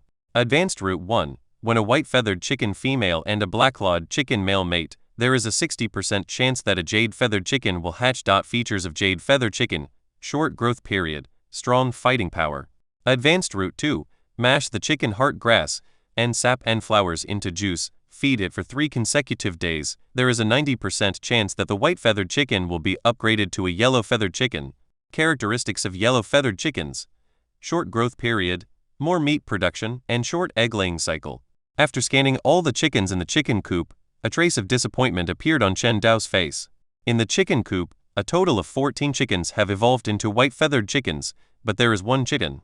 Although its feathers have turned mostly white and its size has become a little bigger, in Chen Dao's eyes it is still a gray feathered chicken. Obviously, this chicken failed to advance. Chen Dao then remembered that the chance of gray feathered chickens advancing to white feathered chickens by feeding on chicken heart grass was 80%, not 100% success rate. Chapter 20. Entering the city again. Of course, what disappointed Chen Dao the most was not the failure of the gray feathered chicken to advance, but the fact that among this batch of advanced gray feathered chickens, no fighting chicken like Xiao Hai was born. Cluck cluck cluck. As soon as Xiao Hai was mentioned, Xiao Hai arrived. He had been in the yard, patrolling everywhere like a bully among chickens. He quickly ran to Chen Dao's feet and rubbed Chen Dao's trouser leg with his chicken head. "Are you hungry?" Chen Dao immediately understood Xiao Hai's thoughts and returned to the house to get food to feed Xiao Hai and the white feathered chickens in the cage. "Xiao, it's time to set off." Just after feeding the chickens, Chen Dao's voice was heard outside the door. Chen Dao opened the door for Chen Da and then said, "Uncle, wait for me." After saying that, Chen Dao came to the chicken coop and put all the 7 roosters to be sold into one cage. Then he picked up the cage and went towards the village entrance with Chen Da. At the entrance of the village, a group of young men that Chen Da had called in to help were chatting. "Life is so good for everyone, Chen." A young man looked at the chicken coop on the donkey cart, his eyes full of envy. There were 7 roosters in the chicken coop. Each of them had white feathers and was big in size, looking quite plump. "Shen Cheng, you're not trying to steal Chen Da's chicken, are you?" Shen Diong smiled and joked. He naturally knew that Chen Cheng would never steal Chen Da's chicken. After all, Chen Da had hired young and strong people with good character in the village. Although their families were poor, They would not do such a thing as stealing chickens or other unscrupulous things. Shen Jiang, you are looking down on me, Chen Cheng. Shen Cheng retorted, I am not one of the three brothers Chen Jin. How could I do such a thing? After saying that, Shen Cheng sighed again. I just envy Mr. Shen's good life. Hearing this, everyone nodded. Let alone Chen Cheng, who in the entire Chenjia village doesn't envy the Chen family's life. Nowadays, every household in the village eats noodle porridge, only Chen can eat meat occasionally, and they can also raise so many chickens. Their life is very prosperous. How do you think Chen Da raises these chickens? A young man named Chen Sanshui couldn't help but ask, this chicken is so special. It's big and looks good. It must be much more valuable than the gray-feathered chicken.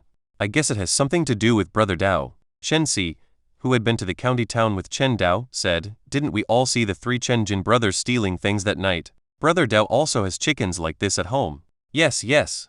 I saw it too. The chicken at Dayajer's house is really powerful. One chicken chased the three Chen Jin brothers. I went to Chen Jin's house to see the three brothers. The wounds were so deep that you could see the bones.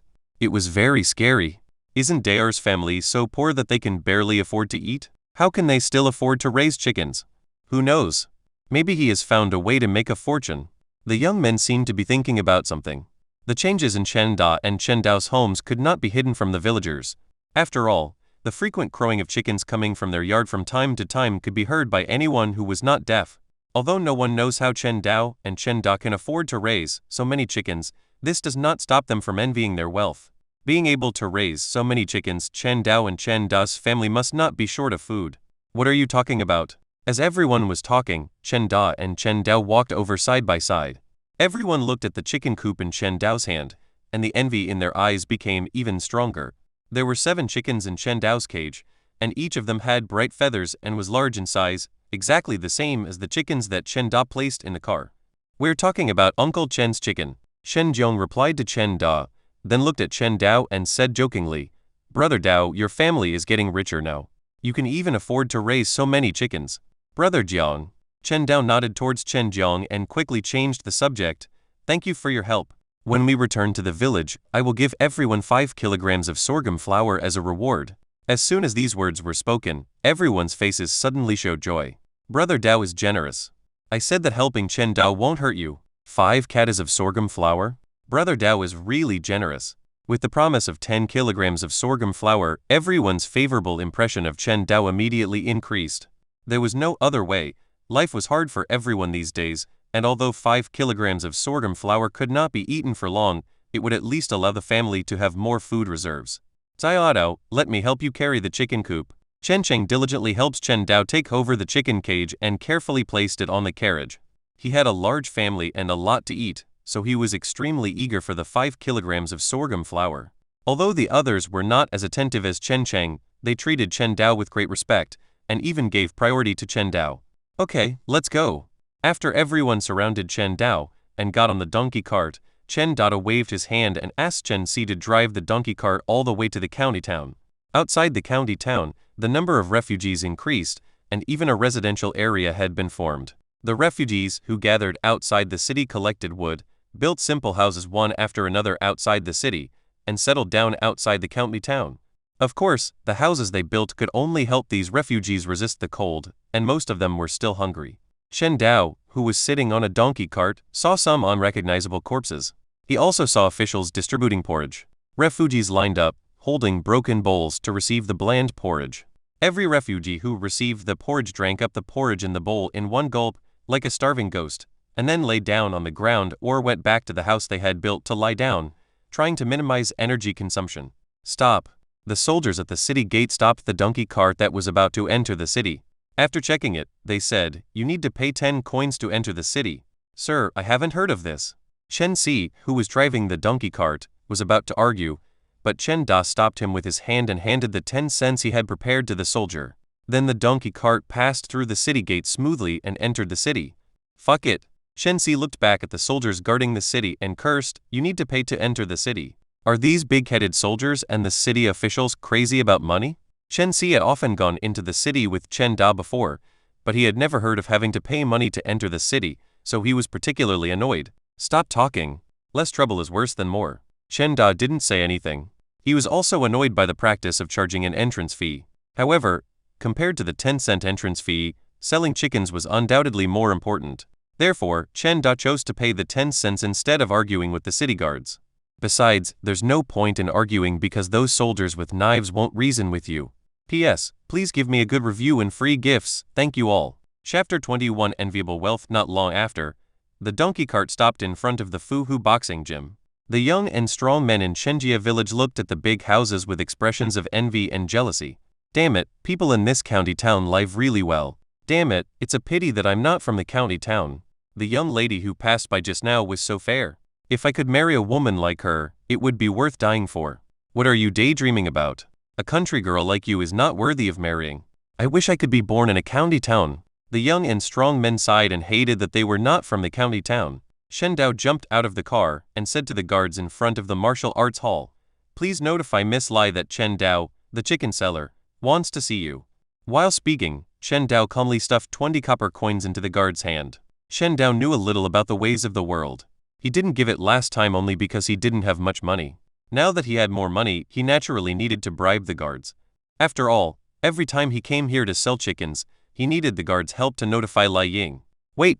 The guard who received the copper coin showed a smile on his face and quickly went into the martial arts hall to inform Lai Ying. Soon, the guard and Lai Ying returned together.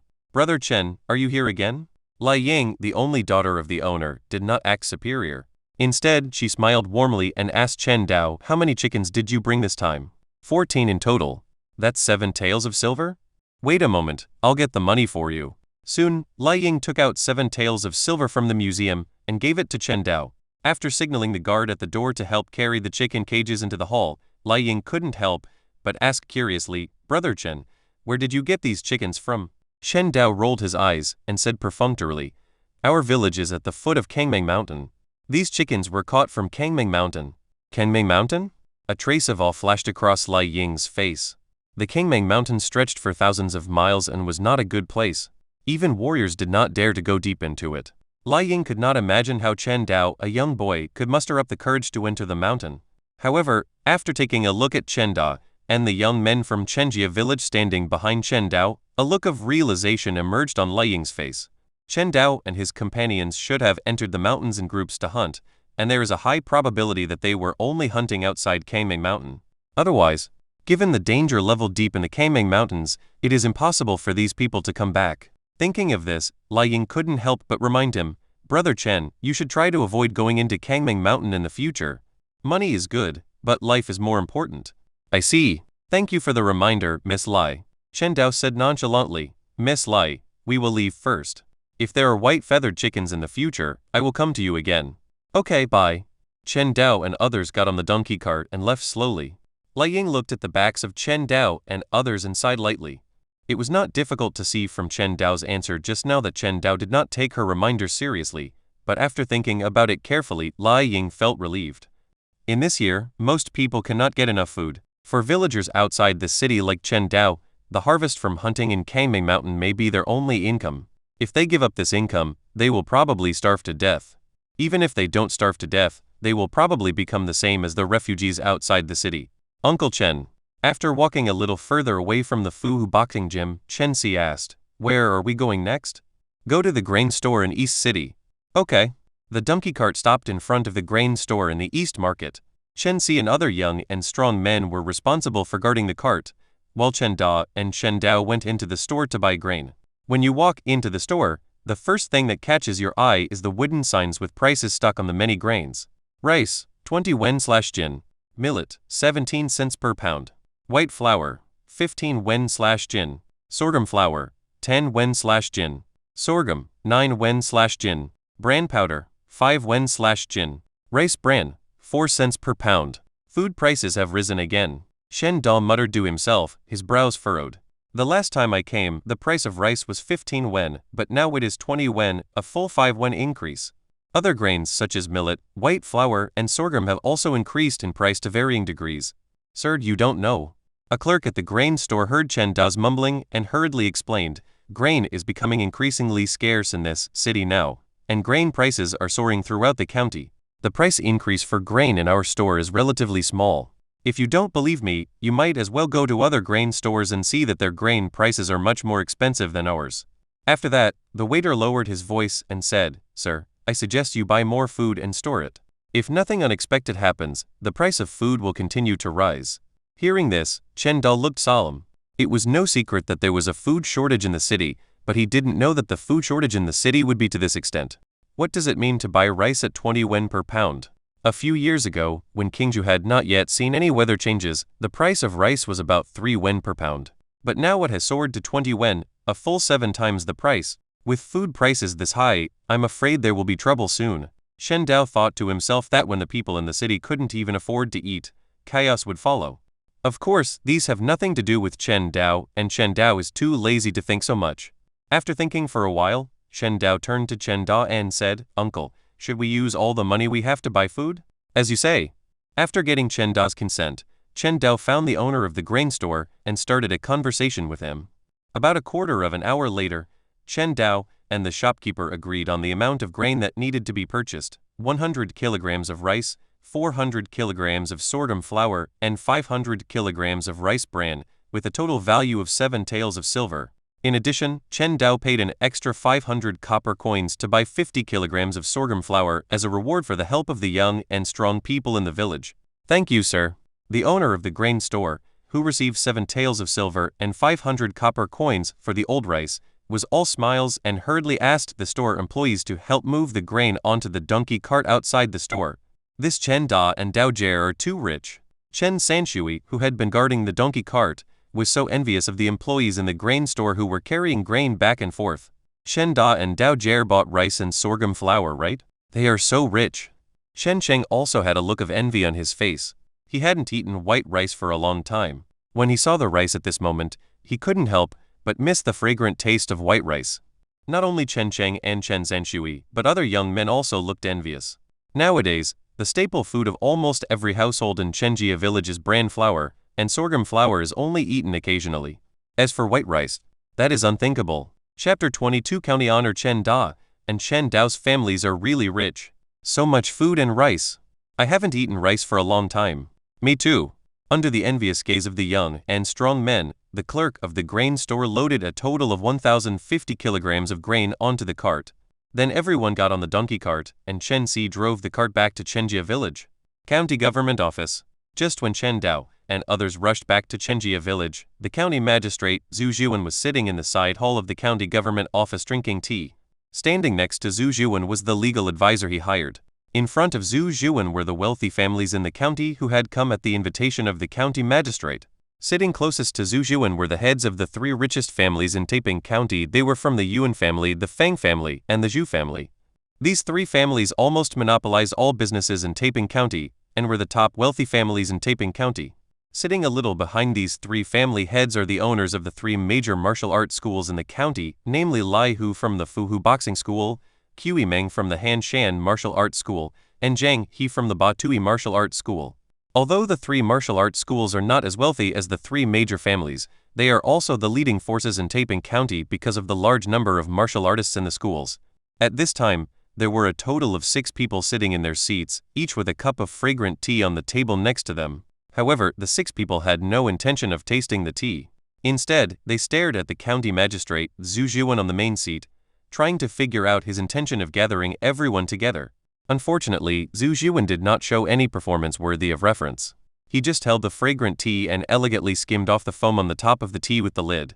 County Master Qi Meng, the owner of the Hanshan Boxing Gym, who had been staring at Zhu Zhuan for a long time, finally couldn't hold it in anymore and asked, "I wonder why you summoned us here." Zhu Zhuan seemed not to have heard Qi Meng's words at all. Instead, it was the advisor beside him who spoke. "You don't know." The master clasped his fists towards everyone and said, "The county magistrate has just received an order from the court, requiring the county to increase taxes. As you all know, the county magistrate has always been concerned about the people. He really can't bear to increase taxes on the working people, so he has to ask for help from you." As soon as these words came out, the 6 people present suddenly felt a sinking feeling in their hearts. What the lawyer said sounds nice. He doesn't have the heart to increase taxes on the people. In other words, isn't that going to increase taxes on us big households? Naturally, everyone was unhappy with this behavior of taking advantage of themselves, and they quickly started to rack their brains to think of excuses to refuse. Qi Meng's eyes rolled around. Although he looked rough and stupid, he was actually very smart. He said hurriedly, "Although it's a bit difficult to run my Hanshin boxing gym, the county lord has spoken, so how can I just sit there and watch?" After a few false statements, Kui Meng said, "Hanshin boxing gym is willing to donate 100 dan of grain to help the county lord." 100 shi of grain. Zhu Xuan paused in skimming off the foam, his face expressionless, but a little annoyed in his heart. 100 dan of grain is equivalent to 10,000 jin. It seems like a lot, but it is actually useless. This amount of grain is not enough to cope with the court's tax increase demands, and it is not even enough to provide porridge to the refugees outside the county.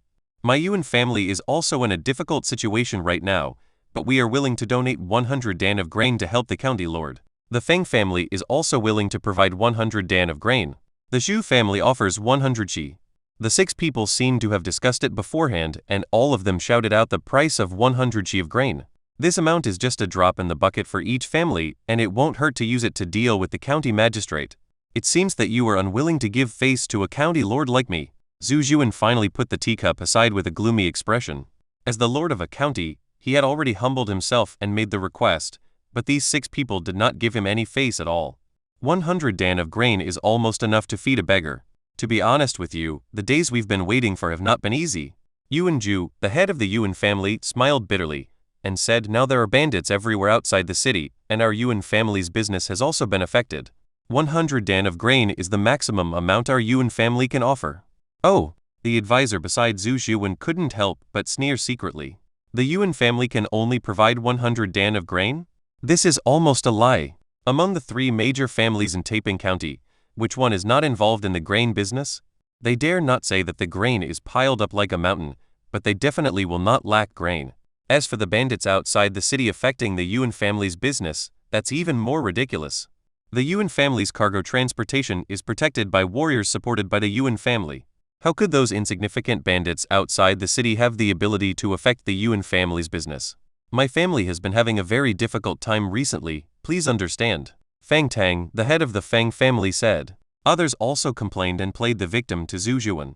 Their purpose was obvious. They were unwilling to pay more money and food. Zhu Xuan was quite helpless about this.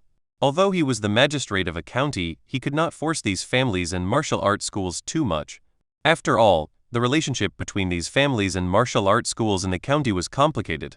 Not to mention anything else, many clerks and constables in this county government were from these families.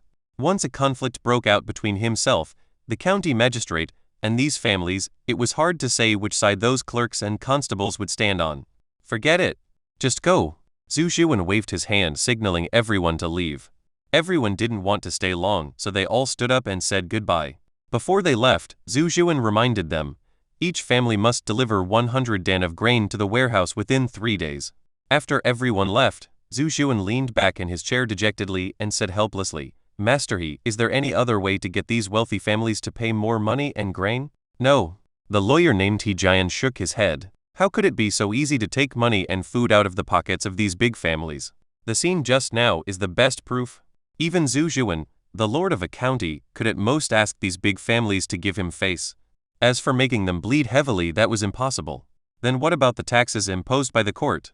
Zhu Xuan asked. The amount of taxes levied by the imperial court on Taiping County this time was not small, and the attitude was extremely severe. If he could not pay the full amount, he might have difficulty keeping his official hat. He Jian thought for a moment and said, "Perhaps we can only make the people suffer a little more." People? Zhu Xuan couldn't help but ask. People are already in such a difficult situation. Can they still afford to pay taxes? Zhu Xuan naturally knew about the refugees gathered outside the city, and he even sent some clerks to distribute porridge outside the city. He knew very well that as the cold disaster continued for a long time, the people were already overwhelmed. If he continued to impose taxes on them, the refugees outside the city would probably gather more, and someone might even rise up in rebellion. Chapter 23 Kill the Chicken. Your Excellency, the court's words this time are extremely harsh. If you cannot pay the taxes in full, I'm afraid although He Jian didn't say anything, Zhu Xuan knew it clearly in his heart. Zhu Xuan is just a scholar from a small family. He has no nobles to help him in the court. Other people from big families would at most receive a light punishment if they could not pay taxes, but he, Zhu Xuan, would lose his official hat. Thinking of this, Zhu Xuan immediately made a decision and said to He Jian, "Forget it. Go and arrange the taxation." Yes. He giant bowed and left quickly. Zhu Xiwen leaned back in his chair, feeling powerless inside. Having studied hard since childhood, he had a scholar's noble character in his heart. When he first took office in Taiping County, he had thought about making a career and making the people of Taiping County live a good life. But it was not until he actually started doing it that he realized how difficult it was. Indeed, in theory, he, as the county magistrate, is the highest-ranking official in Taiping County and can control everything in Taiping County. But that is not the case. Zhu Xiwen, the county magistrate, is only the apparent controller of Taiping County. The real controllers are the major families in the city. Once Zhu Xiwen's decrees conflict with the interests of the major families in the county, the people under him will immediately disobey them and will not carry out Zhu Xiwen's orders at all. This made Zhu Xiwen very helpless. He wanted to change things, but he didn't know where to start, so he could only let it go. Over time, he became what he is now. He, the county magistrate, is no different from a mascot. When facing those big families, they had no confidence at all. Even if they had to lose face, they could only take out 600 chi of grain from the big families. Life is hard. Zhu Xiwen sighed deeply. Shenjia village. Shen Si drove the donkey cart slowly and stopped at the entrance of the village. The young and strong men jumped out of the car one after another, looking at Chen Dao with burning eyes, thinking about the 5 kilograms of sorghum flour that Chen Dao had promised to each of them. Don't worry, I will definitely give you the food I promised you. Chen Dao did not disappoint everyone and said directly, 5 jin of sorghum flour per person, give it to you now. As soon as these words were spoken, everyone immediately became excited and hurriedly began to distribute the food. Soon everyone returned home happily, each carrying 5 pounds of sorghum flour. Chen Dao and Chen Da drove a donkey cart towards their home. The donkey cart stopped in front of his house. After unloading his share of food, Chen Dao said, Uncle, we will kill a chicken for dinner later. Can you ask Aunt and Titan to come over and have some? No. Chen Da was too embarrassed to eat at Chen Dao's house, so he said hurriedly, I have things to do when I get back, so I won't eat at your house. Then uncle, please walk slowly. Good. Shen Da drove away in his donkey cart. Shen Dao immediately knocked on the door and shouted, Mom, it's me. Here it comes. The door opened and Lai Ping walked out with Chen Fei. They were stunned when they saw the large amount of food on the ground. Xiaodao, why did you buy so much food? Move in first, I'll tell you in detail later. So Lai Ping and Chen Dao moved all the food on the ground into their own house. After finishing, Chen Dao told Lai Ping about the details of the trip to the county town. After listening to this, Lai Ping couldn't help but frown and asked, the price of grain in the city has risen again? Yes. Life is becoming increasingly difficult for us ordinary people. Lai Ping sighed deeply. Rice at 20 yuan per pound was totally unaffordable for the common people. You know, many people may not even earn 20 yuan after working for a whole day. Lai Ping couldn't help but feel lucky that her son had the ability to find the secret method to raise white-feathered chickens. Otherwise, I'm afraid we can't even get enough bran flour at home now. Xiaodao, how much food did you buy this time? I bought a total of 50 kilograms of rice, 200 kilograms of sorghum flour and 500 kilograms of rice bran. Shen Dao answered clearly. The rice was for improving the family's food. Shen Dao was tired of eating sorghum noodles every day and couldn't wait to eat white rice. As for sorghum flour and rice bran, sorghum flour can be eaten occasionally, and its main function is to feed chickens together with rice bran. Rice? Lai Ping's eyes widened as she asked, Xiaodao, why are you buying rice? From Lai Ping's perspective, being able to eat sorghum noodles every day was already the best life could be. Eating rice, she had never even thought about such a thing. Of course I bought it to eat. Shen Dao said, Mom, our family is not so short of food now and it's time to eat better. Lai Ping remained silent.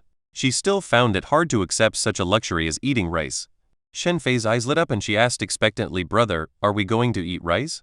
Certainly. Shen Dao stroked Chen Fei's hair and said with a smile, we should not only eat rice, but also meat. Eat meat? Shen Fei became even more excited, hugged Chen Dao's thigh and said, Brother, I want to eat meat. Shen Dao came to the chicken coop, took out the gray-feathered chicken that failed to advance from the cage, and walks to the kitchen with the chicken in his hand. Xiaodao, do you really want to kill the chicken? Lai Ping followed Chen Dao into the kitchen and asked. Certainly. Shen Dao boiled water in the pot and replied, Mom, our family has a way to raise white-feathered chickens. We will definitely not be short of food in the future. Don't always think about saving. All right. Lai Ping hesitated for a while, but finally agreed to kill the chicken and eat the meat. After all, this was something they had agreed on a long time ago. Go wait outside, Mom will cook. No need, Mom, go rest outside and I'll show you my skills. Can you do it? Lai Ping said with a look of doubt on her face.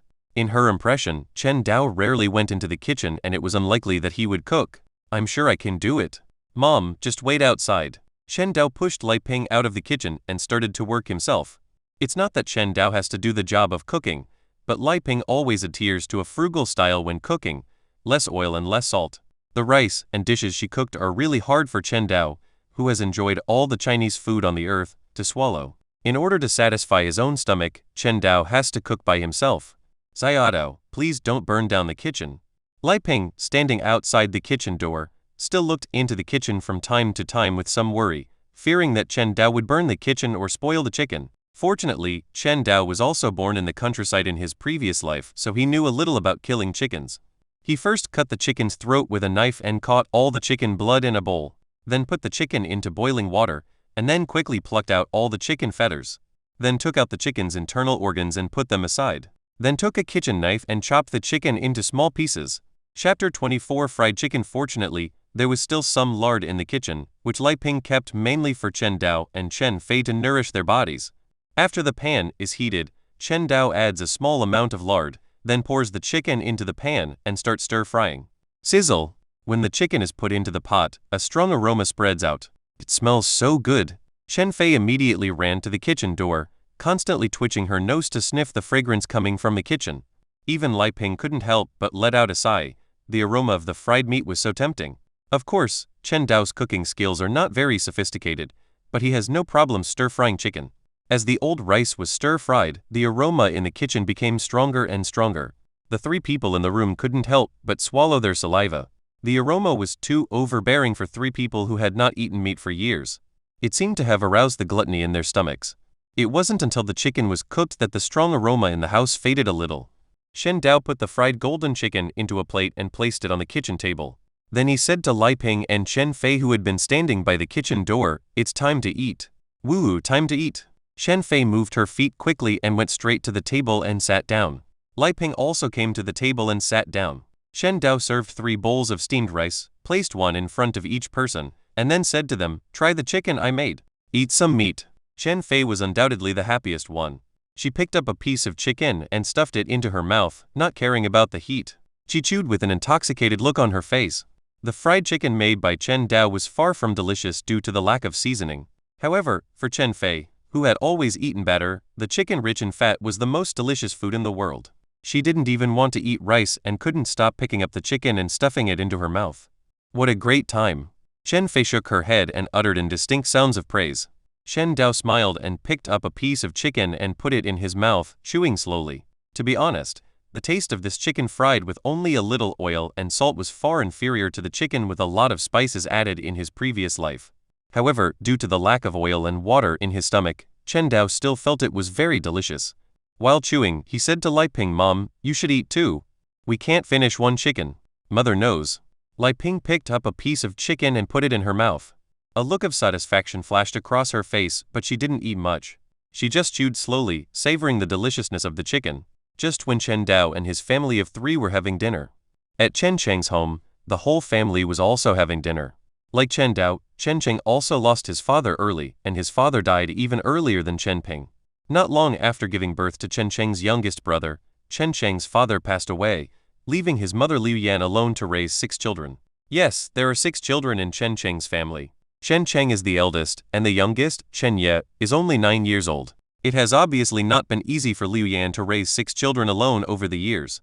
Liu Yan, who is only in her early 40s, has a face full of wrinkles, like a 60-year-old woman.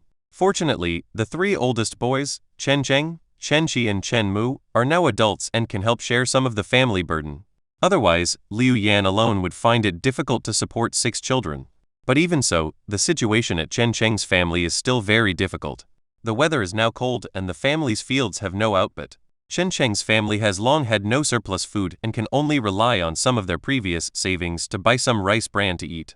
However, what was placed on the dining table in Chen Cheng's home today was not the rice bran as usual, but some mushy food. "Mom, why is the food in our house better today?" Shenji, who was sitting at the dining table, couldn't help but wonder. He recognized the food in the bowl. It was sorghum noodles. This food, which Chen Dao despised, was already top-notch food for Chen Cheng's family. In the past, they only ate the cheapest rice bran. It's actually sorghum noodles? Shen Mu was also very surprised. As an adult, he knew some of the situations at home and was well aware that food like sorghum flour should never appear on his family's table. It was given by Dao Jie. Chen Cheng smiled and explained, "Didn't I help escort Dao Jie and Chen Da to the city today? This sorghum flour is their reward to me. 5 pounds of sorghum flour for every trip to the city." The surprise on Chen Mu's face became even stronger. "Isn't Dao's family too wealthy?" "Yes." Chen Cheng scratched his head and said, "We originally agreed with Chen Da that each of us would get 2 katas of sorghum flour. But Dao Jie waved his hand and said he would give each of us 5 katas. Does Chen Dan agree to this?" Chen Shi asked with a look of surprise. Shen Da was not a generous person. He was often only generous to Chen Dao's family. In addition, when it came to treating other people in the village, Chen Da was still relatively stingy. This is also the norm in Chenjia village today. Everyone is having a hard time now, so naturally no one would be willing to give out a large amount of food to others, even if everyone is related and has the same surname. "I don't know what's going on," Shen Cheng also said with some doubt. "It seems that Chen Da listens to Dao Jie very much." "Yeah?" Shen Mu was a little confused. Shen Shi couldn't help but sighed. "Brother Dao is really a particular person. He gave me so much sorghum flour just for a trip to the county town. Brother, you made the right decision to go to the county town." As he said that, Chen Shi couldn't help but pick up the bowl and take a sip of the noodle soup. Liu Yan, who had been silent the whole time, said to Chen Cheng, Brother Dao is so kind to you. You should listen to Brother Dao more in the future in the village." Liu Yan is just a rural woman and doesn't understand so many big principles, but she still knows who is good to her family. Shen Dao can give her family 5 kilograms of sorghum flour, so he is the biggest benefactor to her family. Besides that, after listening to Chen Cheng's talk about his trip to the county, Liu Yan felt that Chen Dao was a capable man, and it would definitely be a good idea to let her son spend more time with Chen Dao, or even hang out with Chen Dao. After all, although his eldest son is relatively strong, he is not very smart. "I know, mother." Shen Cheng nodded solemnly and said, "I will listen to Dao Jie in the village from now on. If he tells me to go east, I will never go west." "You too." Liu Yan looked at Chen Shi and Chen Mu and said, "Please help Dao Jie more in the village in the future." "Got it, Mum." The adult sons agreed, while the other 3 underage children ate the porridge hungrily, not caring at all about what others were saying. P.S. The typhoon caused a power outage for 4 days and 5 nights. After 5 days of primitive life, I finally survived. Chapter 25. Building a house. Similar conversations took place in more than one household in Chenjia village. Soon, Chen Dao's reputation for generosity spread throughout the entire Chenjia village, and the villagers' impression of Chen Dao increased dramatically. In today's context where every household is saving food, such generous old rice is naturally popular. Of course, Chen Dao didn't know about these things. At this time, Chen Dao was sitting at the dining table, his face full of satisfaction. This was probably the most enjoyable meal Chen Dao had ever had since he traveled through time. White rice with chicken, which was just an ordinary meal in his previous life, gave Chen Dao a completely different sense of satisfaction. He stroked his belly gently, and the expression on his face seemed as if he was still savoring the delicious taste of the chicken. Chen Fei, who was sitting next to Chen Dao, had greasy lips and a happy look on her face. "Brother, the chicken is so delicious. Can we eat chicken every day in the future?" Lai Ping, who was cleaning the table, couldn't help but glare at Chen Fei. Eat, you girl only know how to eat." Shen Dao gently stroked Chen Fei's somewhat dry and yellow hair and said with a smile, "Brother promised Xiaofei that we will definitely be able to eat meat every day in the future." "Really, brother?" Chen Fei asked with surprise on her face. "Of course it's true." Chen Dao smiled and gave an affirmative answer. With the golden finger, the situation of his family would be improved sooner or later, and eating meat every day would definitely not be just a luxury. "Very good." Shen Fei clapped her hands happily. While cleaning up, Lai Ping said to Chen Dao, "Xiao Dao, don't spoil her too much. How can we eat meat every day?" To Lai Ping, tonight's meal was already the most extravagant one could have. Eating a whole chicken in one meal, if she ate this every day. Even the rich landlords can't afford it. "Mom, believe me, sooner or later we will be able to eat meat every day." Shen Dao patted Chen Fei's head, motioning her to go to the next room to sleep, and then said seriously, "Mom, I plan to rebuild our house." "Ah?" Lai Ping, who was cleaning the table, was stunned and asked, "Where did our family get the money to rebuild the house?" "No money needed." Shen Dao shook his head and said, "Nowadays, every household in the village is hungry. As long as we are willing to provide food, there will definitely be someone willing to help us build a house." What the village lacks the least is people willing to work hard. As long as they are willing to provide food, Chen Dao believes that there will be plenty of people willing to help his family with the work. How much food will that cost? Lai Ping said hesitantly that she knew how dilapidated her house was and had thought about renovating it, but the family's property did not allow it. It won't take much. Shen Dao analyzed for Lai Ping. We probably only need 4 to 5 people to help. If we calculate that each person consumes 2 kilograms of food per day, we will only need about 10 kilograms of food per day. We can still afford this amount of food consumption. This time, Chen Dao brought back a total of 50 kilograms of rice and 200 kilograms of sorghum flour. If rice bran is included, the total amount is 750 kilograms. When asking the villagers to help with the work, it was of course impossible to feed them white rice as their food. All they had to do was mix sorghum flour and bran and cook it for them to eat. This is not because Chen Dao was mistreating the laborers in the village, but this kind of food was not bad for many people in the village. As for the building materials, Shenjia village is at the foot of Kangmei Mountain. There is so much wood available for cutting that there is no shortage of building materials.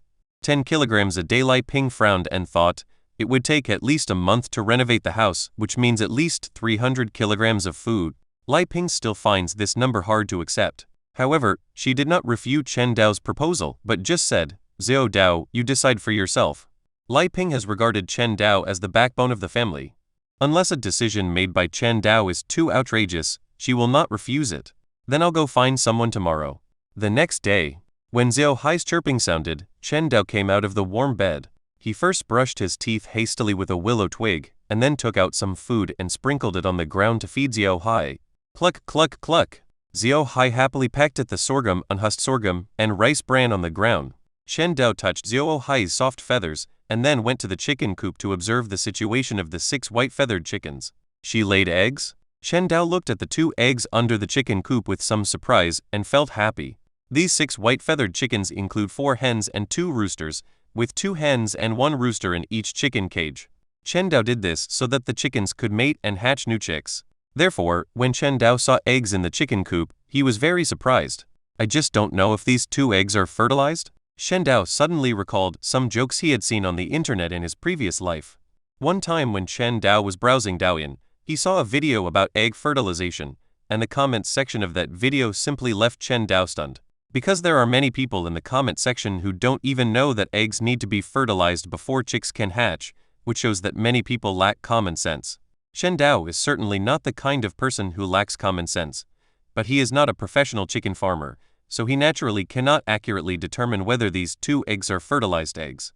Let's put it here and let the hen hatch it first. Shen Dao thought about it and decided not to take the 2 eggs away. Instead, he placed them under the hen and let the hen try to hatch them. After sprinkling enough grainous feed around the 2 chicken coops, Chen Dao returned to the house, took out the sumac flowers and chicken heart grass, and prepared to make materials for raising yellow-feathered chickens. He put the sumac flowers and chicken heart grass into a bowl, then took out a wooden stick with round ends and started pounding it in the bowl.